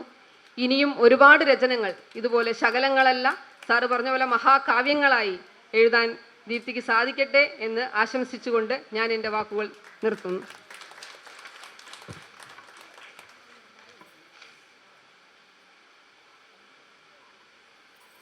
ചടങ്ങിൽ 2 വാക്ക് സംസാരിക്കുന്നതിനായി ശ്രീ കലേഷ് സാറിനെ ക്ഷണിക്കുന്നു. ഞാൻ പെട്ടെന്ന് പോകാൻ നോക്കിയിരുന്നു. എന്തായാലും ദീപ്തി മിസ്സിൻ്റെ ഈ പുസ്തകം, ദീപ്തി മിസ്സിന് ഇങ്ങനത്തെ ഒരു റോൾ ഉണ്ടെന്ന് ഞാൻ ഒരിക്കലും കരുതിയിരുന്നില്ല. അല്ലാതെ ഭയങ്കര ആക്റ്റീവായ ഒരു മിസ്സ്, മോളെ ടീച്ചറാണ്. അങ്ങനെ ചാടി ഓടി ഡാൻസ് കളിക്കുന്ന ഒരു ടീച്ചർക്ക് ഇത്രയും കാവ്യഭാവനയും സാഹിത്യമൊക്കെ മനസ്സിലുണ്ടാവും ഞാൻ കരുതിയില്ല. അങ്ങനെ ഒരു ബഹുമുഖ പ്രതിഭയാണ്, സകല കലാവല്ലഭയാണെന്നാണ് ഈ പുസ്തകം കൂടി കേട്ടപ്പം തോന്നിയത്. എന്തായാലും വളരെ സന്തോഷം ഈ പരിപാടിയിലേക്ക് ക്ഷണിച്ചതിന്. വേദിയിലുള്ള എല്ലാവർക്കും, ഒപ്പമുള്ള എല്ലാവർക്കൊക്കെ നന്ദി. ഇനിയും കൂടുതൽ പുസ്തകങ്ങൾ എഴുതട്ടെ. Thank you. മറുപടി പ്രസംഗത്തിനായി ദീപ്തി മാഡത്തിനെ ക്ഷണിക്കും. എനിക്ക് വാക്കുകളില്ല, കാരണം ഞാനിവിടെ ഇരുന്ന് ഓരോരുത്തരും ഓരോ വിശിഷ്ടാതിഥികളും പറയുന്നത് കേൾക്കുകയായിരുന്നു. വളരെ സന്തോഷം, മനസ്സ് നിറയെ സന്തോഷമാണ്. അപ്പം മനസ്സ് തുളുമ്പി നിൽക്കുമ്പോൾ നമുക്ക് വാക്കുകൾ ഉണ്ടാവില്ല അല്ലേ. മനസ്സ് തുളുമ്പി നിൽക്കുമ്പോൾ നമുക്ക് ഒന്നും പറയാൻ പറ്റില്ല, പക്ഷെ എഴുതാൻ പറ്റും. എനിക്ക് എഴുതാനാണ് തോന്നുന്നത് ഈ ഒരു സദസ്സിനെ പറ്റി. അപ്പം ഇപ്പം പക്ഷെ എന്താ എന്നോട് ആരെങ്കിലും എഴുതിയ കവിതയുടെ 2 വരി ചൊല്ലാൻ പറഞ്ഞാൽ എനിക്ക് അറിയില്ല, എനിക്ക് ഓർമ്മയില്ല. പക്ഷെ കവിത കേൾക്കുമ്പോൾ എനിക്ക് മനസ്സിലാവും എൻ്റെ കവിതയെന്ന്. ഇന്നലെ ഞങ്ങളുടെ പ്രിൻസിപ്പൽ മിസ്റ്റർ റിച്ചാർഡ് ഹില്ലബ്രണ്ട്, അദ്ദേഹം ബ്രിട്ടനിൽ നിന്നാണ്. അദ്ദേഹം എൻ്റെ അടുത്ത് പറഞ്ഞു, ദീപ്തി കവിത എനിക്ക് വായിക്കാൻ പറ്റില്ലല്ലോ, എനിക്ക് മലയാളം അറിയില്ലല്ലോ, അപ്പോൾ can you recite 2 lines for me എന്ന് പറഞ്ഞപ്പോൾ എനിക്ക് ബ്ലാങ്ക് ആയിട്ടാണ് തോന്നിയത്. കാരണം എനിക്ക് അങ്ങനെ പറയാൻ അറിയില്ല, അങ്ങനെ ചൊല്ലാൻ അറിയില്ല, വായിക്കാൻ പറ്റും. പക്ഷേ ഞാൻ അപർണ, രാജീവ് സാറിൻ്റെ മകളായ അപർണ മാം, പുള്ളിക്കാരി അടുത്ത് പറഞ്ഞിരുന്നു, സാറ് ഈണം നൽകി അപർണ മാം പാടി എനിക്ക് കേൾക്കണം എന്ന് ഞാൻ പറഞ്ഞിരുന്നു. പക്ഷെ അതിനെക്കാട്ടി ഉപരി സാർ ഇന്ന് ഇവിടെ ഈണം നൽകി പാടിയത് എൻ്റെ ജന്മസാഫല്യമായിട്ട് ഞാൻ കാണുകയാണ്. ഏറെ പുണ്യം. കാരണം നമ്മുടെ വരികൾ പ്രശസ്തനായ ഒരു വ്യക്തി, സംഗീത സംവിധായകൻ, ഒരു സംഗീതജ്ഞൻ ഈണം നൽകി അത് കേൾക്കുക എന്നുള്ളത് ഒരു പുണ്യം. ഇത്ര തിരക്കിൻ്റെ ഇടയിൽ ഓടി വന്ന് തമ്പാൻ സാർ, ഞാൻ എത്താൻ പറ്റുമെന്ന് വിചാരിച്ചില്ല, ഞാൻ സാറിനെ പരിചയപ്പെട്ടിട്ടില്ല. സാറ് 2 വരി ഇവിടെ പെട്ടെന്ന് എൻ്റെ ബുക്ക് നോക്കി അതിനെക്കുറിച്ച് ഒരു ഫീഡ്ബാക്ക് തന്നു. ഒരുപാട് നന്ദി സാർ. രാജീവ് സാറിന് ഹൃദയം നിറഞ്ഞ നന്ദി. ഞാൻ അപർണ മാമിൻ്റെ ചോദിച്ചു രാജീവ് സാറിനെ വിളിക്കാൻ പറ്റുമോ ഇങ്ങനൊരു ചടങ്ങിന്. അപ്പോൾ അപർണ മാം പറഞ്ഞു, സംഗീത പരിപാടി അല്ലാത്തത് കൊണ്ട് എനിക്കറിയില്ല അച്ഛൻ സമ്മതിക്കുമെന്ന്, മിസ് ഒന്ന് വിളിച്ചു നോക്കൂ എന്ന് പറഞ്ഞു. അപ്പം ഞാൻ വിളിച്ചപ്പോൾ സാറ് സമ്മതിച്ചു. സാർ പറഞ്ഞു, എനിക്ക് കവിതകളൊന്ന് വായിച്ച് നോക്കണം, എന്നിട്ട് ഞാൻ തീരുമാനിക്കാം എന്ന് പറഞ്ഞു. ഞാൻ ചോദിച്ചു, സാർ വീട്ടിൽ വന്ന് ഞാൻ വരണോ? വേണ്ട ദീപ്തി, ഫോണിൽ കൂടെ പറഞ്ഞത് തന്നെ മതി എന്ന് പറഞ്ഞു. സാർ കവിതകൾ വായിച്ചിട്ട് സാറ് വരാൻ സമ്മതിക്കുകയായിരുന്നു. ഒരുപാട് നന്ദി സാർ, ഹൃദയത്തിൻ്റെ ഭാഷയിൽ ഒരുപാട് നന്ദി. പിന്നെ എനിക്ക് ഈ ഒരു അവസരം ഒരുക്കി തന്ന ബാലചന്ദ്രൻ സാർ, കാരണം സാർ എനിക്ക് തന്ന പുണ്യമാണ് ഈ ഒരു ദിവസം, ഈ ഒരു നിമിഷം എന്ന് പറയുന്നത്. കാരണം എൻ്റെ കവിതകൾ പ്രസിദ്ധീകരിക്കുക എന്നുള്ളത് വെറുതെ ഞാൻ എൻ്റെ ഫ്രണ്ട്സിനോടൊക്കെ പറഞ്ഞുകൊണ്ട് നടന്നൊരു കാര്യമാണ്. എൻ്റെ കൂട്ടുകാർക്കൊക്കെ അറിയാം, എൻ്റെ എല്ലാ പ്രിയപ്പെട്ട സുഹൃത്തുക്കളും ഈ വേദിയിലുണ്ട്. അപ്പം അവർക്കൊക്കെ അറിയാം, ഞാനിങ്ങനെ ഈ ഫേസ്ബുക്കിലൊക്കെ പോസ്റ്റ് ഇടുമ്പം ആരും മൈൻഡ് ചെയ്യില്ല. ഒരു 1-2 സിനിമിസ് സ്ഥിരമായിട്ട് കാണും, വേറെ ആരും ബൃന്ദ മിസ് വായിക്കും, എനിക്കറിയാം. അല്ലാതെ ആരും മൈൻഡ് ചെയ്യില്ല കവിതകൾ പോസ്റ്റ് ചെയ്താൽ, അല്ലേ? ഒരു 1-2 ലൈക്ക്, ഒരു ഹാർട്ട് കിട്ടും, വെൽ ഡൺ എന്നാരെങ്കിലും ഒരു മെസ്സേജ് ഇടും. അപ്പം ഞാനും വലിയ വില എൻ്റെ കവിതകൾക്ക് നൽകിയിട്ടില്ല. ഞാൻ വിചാരിച്ചു ബോറായതുകൊണ്ടായിരിക്കും ആരും ഒന്നും പറയാത്തത് എന്ന്. അപ്പം ഇങ്ങനെ ഫേസ്ബുക്കിലും ഇൻസ്റ്റാഗ്രാമിലും വാട്സാപ്പിൻ്റെ സ്റ്റാറ്റസിലും കുറിച്ച് വെച്ച വരികൾ അവിടെ ഇവിടെ കുറേ വരികൾ എൻ്റെ മൊബൈലിൻ്റെ നോട്ട് പാഡിലാണ്. അങ്ങനെയൊക്കെ ഇരുന്ന കവിതകളാണ്.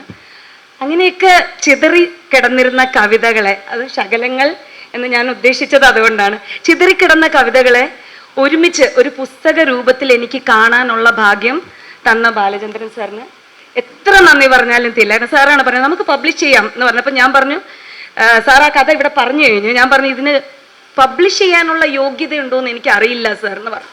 ഞാൻ അയച്ചു തരാം, അയച്ചു തന്നിട്ട് സാറിന് വേണമെങ്കിൽ റിജക്റ്റ് ചെയ്യാം, കാരണം യോഗ്യതയുണ്ടോ എന്ന് എനിക്കറിയില്ല പബ്ലിഷ് ചെയ്യാൻ. സാറ് വായിച്ചിട്ട് പറഞ്ഞു, മനോഹരമായ കവിതകളാണ് ദീപ്തി, ഒരുപാട് എഴുതണം എന്ന് പറഞ്ഞു. അത് ഒരു വലിയൊരു എൻകറേജ്മെൻ്റ് ആയിട്ട് ഞാൻ ഒരു തുടക്കക്കാരി എന്ന്, ഞാൻ അച്ഛൻ പറഞ്ഞ പോലെ മലയാളം എഴുതാനും വായിക്കാനും പഠിച്ചിട്ടില്ല. അപ്പം മലയാളം എഴുതാനും വായിക്കാനും പഠിച്ചിട്ടില്ലാത്ത കുട്ടികൾക്കും ഇതൊരു പ്രചോദനമാവട്ടെ എന്ന് ഞാൻ പറയുന്നത്.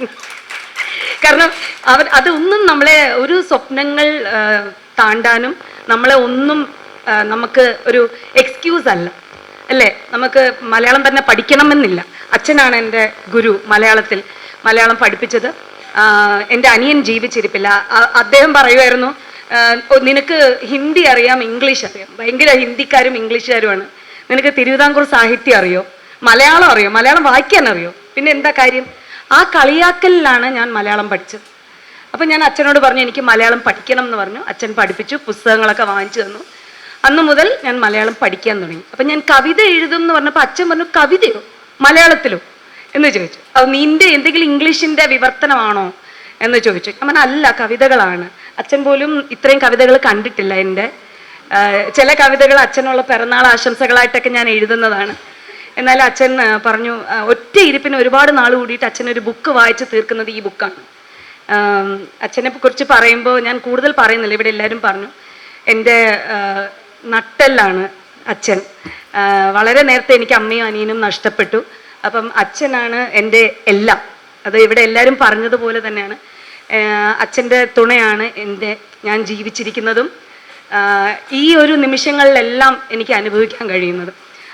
എൻ്റെ മകനെ ഭൂരിഭാഗവും നോക്കുന്നത് അച്ഛൻ തന്നെയാണ്. അതുകൊണ്ട് അച്ഛന് ഈ ബുക്ക് പ്രകാശനം ചെയ്യാനായിട്ട് സമ്മതിച്ച എൻ്റെ അച്ഛൻ ഹൃദയത്തിൻ്റെ ഭാഷയിൽ നന്ദി. പ്രകാശനം ചെയ്യണമെന്ന് പറഞ്ഞപ്പോൾ അച്ഛൻ പറഞ്ഞു, ഞാനോ? അത് ബാലചന്ദ്രൻ സാറിനോട് പറയൂ എന്ന് അച്ഛൻ പറഞ്ഞു. അപ്പം ഞാൻ പറഞ്ഞു, സാറും പറഞ്ഞു അച്ഛൻ ചെയ്താൽ മതി എന്ന് പറഞ്ഞു. പിന്നെ മിസ് സിനി, എൻ്റെ എല്ലാ കവിതകളും ആദ്യത്തെ ഡ്രാഫ്റ്റ് കാണുന്നത് മിസ് സിനിയാണ്. സിനി മിസ്സിനാണ് ഞാൻ അയച്ചു കൊടുക്കുക. മിസ് അയച്ചു കൊടുത്ത് ഗ്രാമാറ്റിക് മിസ്റ്റേക്സ് എന്തെങ്കിലും ഉണ്ടോ, എന്തെങ്കിലും വിഡ്ഢിത്തരങ്ങൾ അതിനകത്തുണ്ടോ എന്ന് മിസ്സ് നോക്കും. വേറെ വാക്കുകൾ ഉപയോഗിക്കാൻ പറ്റുമോ, കാരണം മലയാളം പഠിച്ചിട്ടില്ലല്ലോ നമ്മളപ്പം. ഇതിന് പകരമായിട്ട് അപ്പം മിസ്സ് കറക്റ്റായിട്ട് പറയും ഞാൻ എന്താണ് ഉദ്ദേശിച്ചത്, ദീപ്തിയുടെ ഭാവം ഇതാണോ. അത് മിസ് ഒരിക്കലും ആ ഭാവത്തിൽ വ്യതിയാനങ്ങൾ വരുത്തിയിട്ടില്ല. വ്യതിയാനങ്ങൾ വരുത്താതെ തന്നെ മിസ്സ് കറക്റ്റായിട്ട് പറഞ്ഞു തരും, ഇതാണ് ഈ വാക്ക് ഉപയോഗിക്കാം, അല്ലെങ്കിൽ ഇങ്ങനെ നമുക്കിതിനെ തിരുത്തി എഴുതാം. അപ്പോൾ എൻ്റെ ഐഡിയയിൽ, എൻ്റെ ഭാവനയിൽ മിസ്സ് തിരുത്തി വരുത്താതെ മിസ്സ് അത് ചെയ്തു തരും. അതുകൊണ്ടാണ് മിസ്സിനെ ഞാൻ ആശംസകൾ പറയാനായിട്ട്, കാരണം മിസ്സാണ് അതിന് ഏറ്റവും യോഗ്യയായ ആൾ. കാരണം എല്ലാ കവിതകളും വായിച്ചിട്ടുള്ള ആളാണ്, എന്നെ നന്നായി അറിയാവുന്ന ആളാണ്. ഭാഷ, മലയാള ഭാഷയുടെ ആളാണ്. ഞാൻ ഏറ്റവും സ്നേഹിക്കുന്ന മലയാള ഭാഷ പഠിപ്പിക്കുന്ന അധ്യാപികയാണ്. സിനി മിസ്സിന് എൻ്റെ ഹൃദയം നിറഞ്ഞ ഭാഷയിൽ നന്ദി. പിന്നെ ഗീത ചേച്ചി എൻ്റെ ഏറ്റവും അടുത്ത സുഹൃത്തും എൻ്റെ ചേച്ചിയുടെ സ്ഥാനത്ത് ഞാൻ കാണുന്ന ആളാണ്. ഗീത ചേച്ചിയും ചേച്ചിയുടെ ഹസ്ബൻഡ് സുരേട്ടനും എനിക്ക് ഏട്ടനും ചേച്ചിയുമാണ്. ഞങ്ങളുടെ ജീവിതത്തിലെ ഇതുവരെ കഴിഞ്ഞ 10 വർഷത്തിനുള്ളിലുള്ള എല്ലാ പ്രശ്നങ്ങളിലും സന്തോഷങ്ങളിലും ഒക്കെ എൻ്റെ ഒപ്പം ഉള്ള ഏട്ടനും ചേച്ചിയാണ്. ചേച്ചിയോട് ഞാൻ പറഞ്ഞു, ചേച്ചി ഇത് അവതരിപ്പിക്കാൻ ഒരാൾ വേണം എന്നാണ് പറയുന്നത്, അവതരണം ചെയ്യാൻ ഒരാൾ വേണം എന്നാണ് പറഞ്ഞത്. അപ്പം എൻ്റെ അടുത്ത് സിന്ധു പറഞ്ഞപ്പോൾ ഞാൻ പറഞ്ഞു, ഞാൻ അവതരിപ്പിച്ചാൽ മതിയോ, ഞാനല്ലേ എഴുതിയത് എന്ന് ചോദിച്ചപ്പം അപ്പോൾ പറഞ്ഞു ഇല്ല, വേറൊരാൾ അവതരിപ്പിക്കണം. അപ്പം ഞാൻ ചോദിച്ചു ഇനിയിപ്പോൾ ഇത് ആരും അവതരിപ്പിക്കുക, മൊത്തം വായിക്കണം. അപ്പോൾ ചേച്ചിയുടെ ഭാഷ നല്ലതാണ്. ചേച്ചി കവിതകൾ എഴുതും കേട്ടോ. ചേച്ചിയും കവിതകൾ എഴുതുന്ന ആളാണ്, കവിതയോട് ഇഷ്ടമുള്ള ആളാണ്, സാഹിത്യത്തിനോട് ഇഷ്ടമുള്ള ആളാണ്. അപ്പം ഞാൻ അങ്ങനെ ഒരാളായതുകൊണ്ട് ഞാൻ ചോദിച്ചു, ചേച്ചി ഈ കവിത അവതരണം ചെയ്യുമോ എന്ന് ചോദിച്ചു. ചേച്ചി പറഞ്ഞു നോക്കട്ടെ, ചെയ്യാം. അപ്പം ചേച്ചി യാത്രകളിലാണ് എൻ്റെ ഇടയിൽ വന്നു, ഇത് എഴുതി. ചേച്ചിയുടെ അവതാരിക വായിച്ചപ്പോൾ ഞാൻ ഞെട്ടിപ്പോയി. ഞാൻ വിചാരിച്ചു ഇത് എൻ്റെ കവിതകൾ, കാരണം ഞാൻ എന്താണോ ഉദ്ദേശിച്ചത് അത് കറക്റ്റായിട്ട് ചേച്ചി എക്സ്പ്രസ് ചെയ്തിട്ടുണ്ട്. ഒരുപാട് നന്ദി ചേച്ചി. എന്നെ അത്രയും അറിയാവുന്ന ആളായതുകൊണ്ടാണ് അത് സാധിച്ചതെന്ന് എനിക്ക് മനസ്സിലായി. ഹൃദയം നിറഞ്ഞ ഭാഷയിൽ ചേച്ചിക്ക് നന്ദി. സിന്ധുവിനോടാണ് ഞാൻ ആദ്യം തൊട്ടേ കമ്മ്യൂണിക്കേറ്റ് ചെയ്യുന്നത്. സിന്ധുവിന് ഒരു പ്രത്യേക താങ്ക്സ്. എനിക്ക് എൻ്റെ ടെൻഷനെല്ലാം ഒന്ന് ഇതാക്കി. സിന്ധുവാണ് എൻ്റെ അടുത്ത് എല്ലാ രീതിയിലും കമ്മ്യൂണിക്കേറ്റ് ചെയ്ത് എനിക്ക് ഓതേഴ്സ് കോപ്പി തരാനും എല്ലാത്തിനും മുൻകൈ എടുത്ത്. Thank you Sindhu, thank you so much. ഇനി ഇതിക്കുള്ളൊന്നും ഞാൻ പറഞ്ഞ് ബോറടിപ്പിക്കുന്നില്ല. ഇനിയും കൂടുതൽ എനിക്ക് എഴുതാൻ സാധിക്കട്ടെ. ഇത് പങ്കെടുക്കാൻ വന്ന എല്ലാവരും എനിക്ക് പേരെടുത്ത് പറയാൻ കഴിയില്ല. എൻ്റെ പ്രിയപ്പെട്ട സുഹൃത്തുക്കൾ ഇതിനകത്തുണ്ട്. എൻ്റെ ഗുരു ശ്രീ സോണി കലാമണ്ഡലം എൻ്റെ ഗുരുവാണ്. മാഡം ഇവിടെ ഉണ്ട്, കമലേഷ് സാറും പ്രജുല മാം ഇവിടെ ഉണ്ട്, എൻ്റെ അനിയൻ വിവേകും വൈഫും ഇവിടെ ഉണ്ട്, എൻ്റെ ബെസ്റ്റ് ഫ്രണ്ട്സ് ഉണ്ട്, എല്ലാവരും ഇവിടെ ഉണ്ട്. അപ്പം എനിക്ക് ഇതിൽ കൂടുതൽ എന്താണ് വേണ്ടത് അല്ലേ? നിങ്ങളുടെ എല്ലാവരുടെയും സാന്നിധ്യത്തിൽ ഇത് നടന്നതിൽ ഒരുപാട് നന്ദി. അപ്പം ഞാൻ ചുരുക്കുന്നു. ചടങ്ങിനെ നന്ദി പറയുന്നതിനായി ശ്രീമതി സിന്ധു സുരേഷ്. എല്ലാവർക്കും നമസ്കാരം. എൻ്റെ കവിതാശകലങ്ങൾ എന്ന കവിതാ സമാഹാരത്തിൻ്റെ പ്രകാശനവുമായി ബന്ധപ്പെട്ട ചടങ്ങാണ് ഇന്നിവിടെ നടക്കുന്നത്. സാധാരണയിൽ നിന്നും വ്യത്യസ്തമായിട്ടുള്ള ഒരു വേദിയാണ് ഇന്നിവിടെ നമ്മളെല്ലാവരും കണ്ടത്. അതിൻ്റെ പ്രധാന കാരണക്കാരി ഇന്നത്തെ നമ്മുടെ മെയിൻ ആള് ദീപ്തി മാഡം തന്നെയാണ്. ഈ കവിതകൾ നേരത്തെ സാറ് പറഞ്ഞതുപോലെ വാട്സപ്പിലാണ് കിട്ടിയത്. സാറിന് വാട്സപ്പിൽ ഈ ശകലങ്ങൾ കറക്റ്റ് തന്നെയാണ്, ഒരു അടുക്കിച്ചിട്ട ഇല്ലാതെ ഇങ്ങനെ കുറേ ചിന്നിച്ചിതറിയ വാട്സപ്പിൽ കിട്ടിയ കവിതകളാണ് തന്നെയാണിത്. അങ്ങനെ കിട്ടിയ 31 കവിതകളാണ്. ചെറിയ ചെറിയ കവിതകൾ ഓരോന്നും സാറിൻ്റെ വാട്സപ്പിനകത്ത് അയച്ചതുകൊണ്ട് സാറ് ഓരോന്നായിട്ട് ഇങ്ങനെ അയച്ചപ്പോൾ അപ്പോൾ ഇത് എവിടെ നിന്ന് തുടങ്ങണം എവിടെ അവസാനിപ്പിക്കണം എന്ന് നമുക്ക് അറിഞ്ഞുകൂടാ. അങ്ങനെയാണ്. അപ്പോൾ നമ്മുടെ ഒരു ബോർഡുണ്ട്. ആ ബോർഡ് നോക്കിയപ്പോൾ എല്ലാം ലളിതമായ കവിതകൾ, കേൾക്കാൻ നല്ല, നമുക്ക് വായിക്കുമ്പം പെട്ടെന്ന് നമ്മളെ ഹൃദയത്തിൽ തൊടുന്ന വാക്ക്, നമ്മൾ സാധാരണ സംസാരിക്കും പോലെയുള്ളതാണ് കവിതകളെല്ലാം. വളരെ ലളിതമാണ്, നമുക്ക് പെട്ടെന്ന് മനസ്സിലാവും, എല്ലാം വായിക്കാൻ തോന്നും. ഓരോ കവിത വായിക്കുമ്പോൾ നമ്മളുടെ ഉള്ളിൽ അല്ലെങ്കിൽ നമ്മൾ എവിടെയൊക്കെയോ കണ്ടിട്ടുള്ള അല്ലെങ്കിൽ നമ്മൾ എങ്ങനെയൊക്കെയോ കേട്ടിട്ടുള്ള അറിഞ്ഞിട്ടുള്ള അതൊക്കെയാണ് ഈ കവിതയ്ക്കകത്തുള്ളത്. സാധാരണ ഇന്ന് വളരെ വ്യത്യസ്തമായി, ചിലത് ഭാഷകളിൽ പോലും ഉണ്ട് വൈരുദ്ധ്യം. അപ്പം അങ്ങനെയുള്ള കവിതകളാണ് തന്നത്. മാമിനെ ഞാൻ ആദ്യം കണ്ടിട്ടില്ല, സത്യത്തിൽ ഇന്നാണ് ഞങ്ങൾ തമ്മിൽ നേരിട്ട് കാണുന്നത്. ഫോണിൽ കൂടെയുള്ള സംഭാഷണം മാത്രമേ ഉള്ളൂ, വളരെ ലളിതമായ സംസാരം. നമ്മൾ എന്താണോ പറയുന്നത്, നമ്മളൊരു മാഡം അധ്യാപിക ആയതുകൊണ്ടായിരിക്കും ഈ ഗുരു ശിഷ്യയോട് സംസാരിക്കുമ്പോഴാണ് മാഡം എന്നോട് പറയുന്നത്. ഞാൻ അങ്ങോട്ട് പറയുന്നതല്ല മാഡം ആണോ, ശരിയാണല്ലേ, അത്രേ ഉള്ളൂ. അതാണ്, അല്ലാതെ ഒരു പവർ ഇങ്ങോട്ട് കാണിക്കുന്നില്ല. എനിക്കാണ് അധികാരം തന്നത്, അതുകൊണ്ടാണെന്ന് തോന്നുന്നു അതിൽ വ്യത്യസ്തം എന്ന് പറയാൻ കാരണം. അപ്പം അങ്ങനെ ഒരു കവിതാ പുസ്തകമാണിത്. വളരെ സന്തോഷം തോന്നുന്ന കവിതകളാണ് ഇതെല്ലാം. പ്രണയം നമ്മൾ പല വിധത്തിൽ കാണുന്നുണ്ട്. പ്രണയം സുന്ദരമാണ്, പ്രണയത്തിന് വേദനയുണ്ട്. അന്നൊക്കെ ഈ കവിതകളിലൂടെ നമുക്ക് മനസ്സിലാവും. എല്ലാവരുടെയും ജീവിതത്തിലെ ഓരോരോ പ്രശ്നങ്ങൾ ഉൾക്കൊള്ളുന്നതാണ് കവിത. അത് തന്നെയാണ് ഈ കവിതയുടെ ഏറ്റവും വലിയ പ്രത്യേകതയും. 31 കവിതകളും അങ്ങനെ തന്നെയാണ് ഇതിൽ പോകുന്നത്. ഈ കവിതയെക്കുറിച്ച് വിശദമായി തന്നെ ഇവിടെ എല്ലാവരും വളരെ നന്നായി പറഞ്ഞു. അവതരണം ചെയ്ത മാം അത് വളരെ ഭംഗിയായി അവതരിപ്പിച്ചു എന്നുള്ളതാണ്. ആ കവിതയിൽ ഉൾക്കൊണ്ട വികാരം മാഡം അതുപോലെ തന്നെ ഇവിടെ പ്രകടിപ്പിക്കുകയുണ്ടായി. അപ്പം അങ്ങനെ ഒരു സദസ്സിലാണ് നിൽക്കുന്നത്. എൻ്റെ കർത്തവ്യം ഇവിടെ കൂടിയിരിക്കുന്ന ഓരോരുത്തർക്കും നന്ദി പറയുക എന്നുള്ളതാണ്.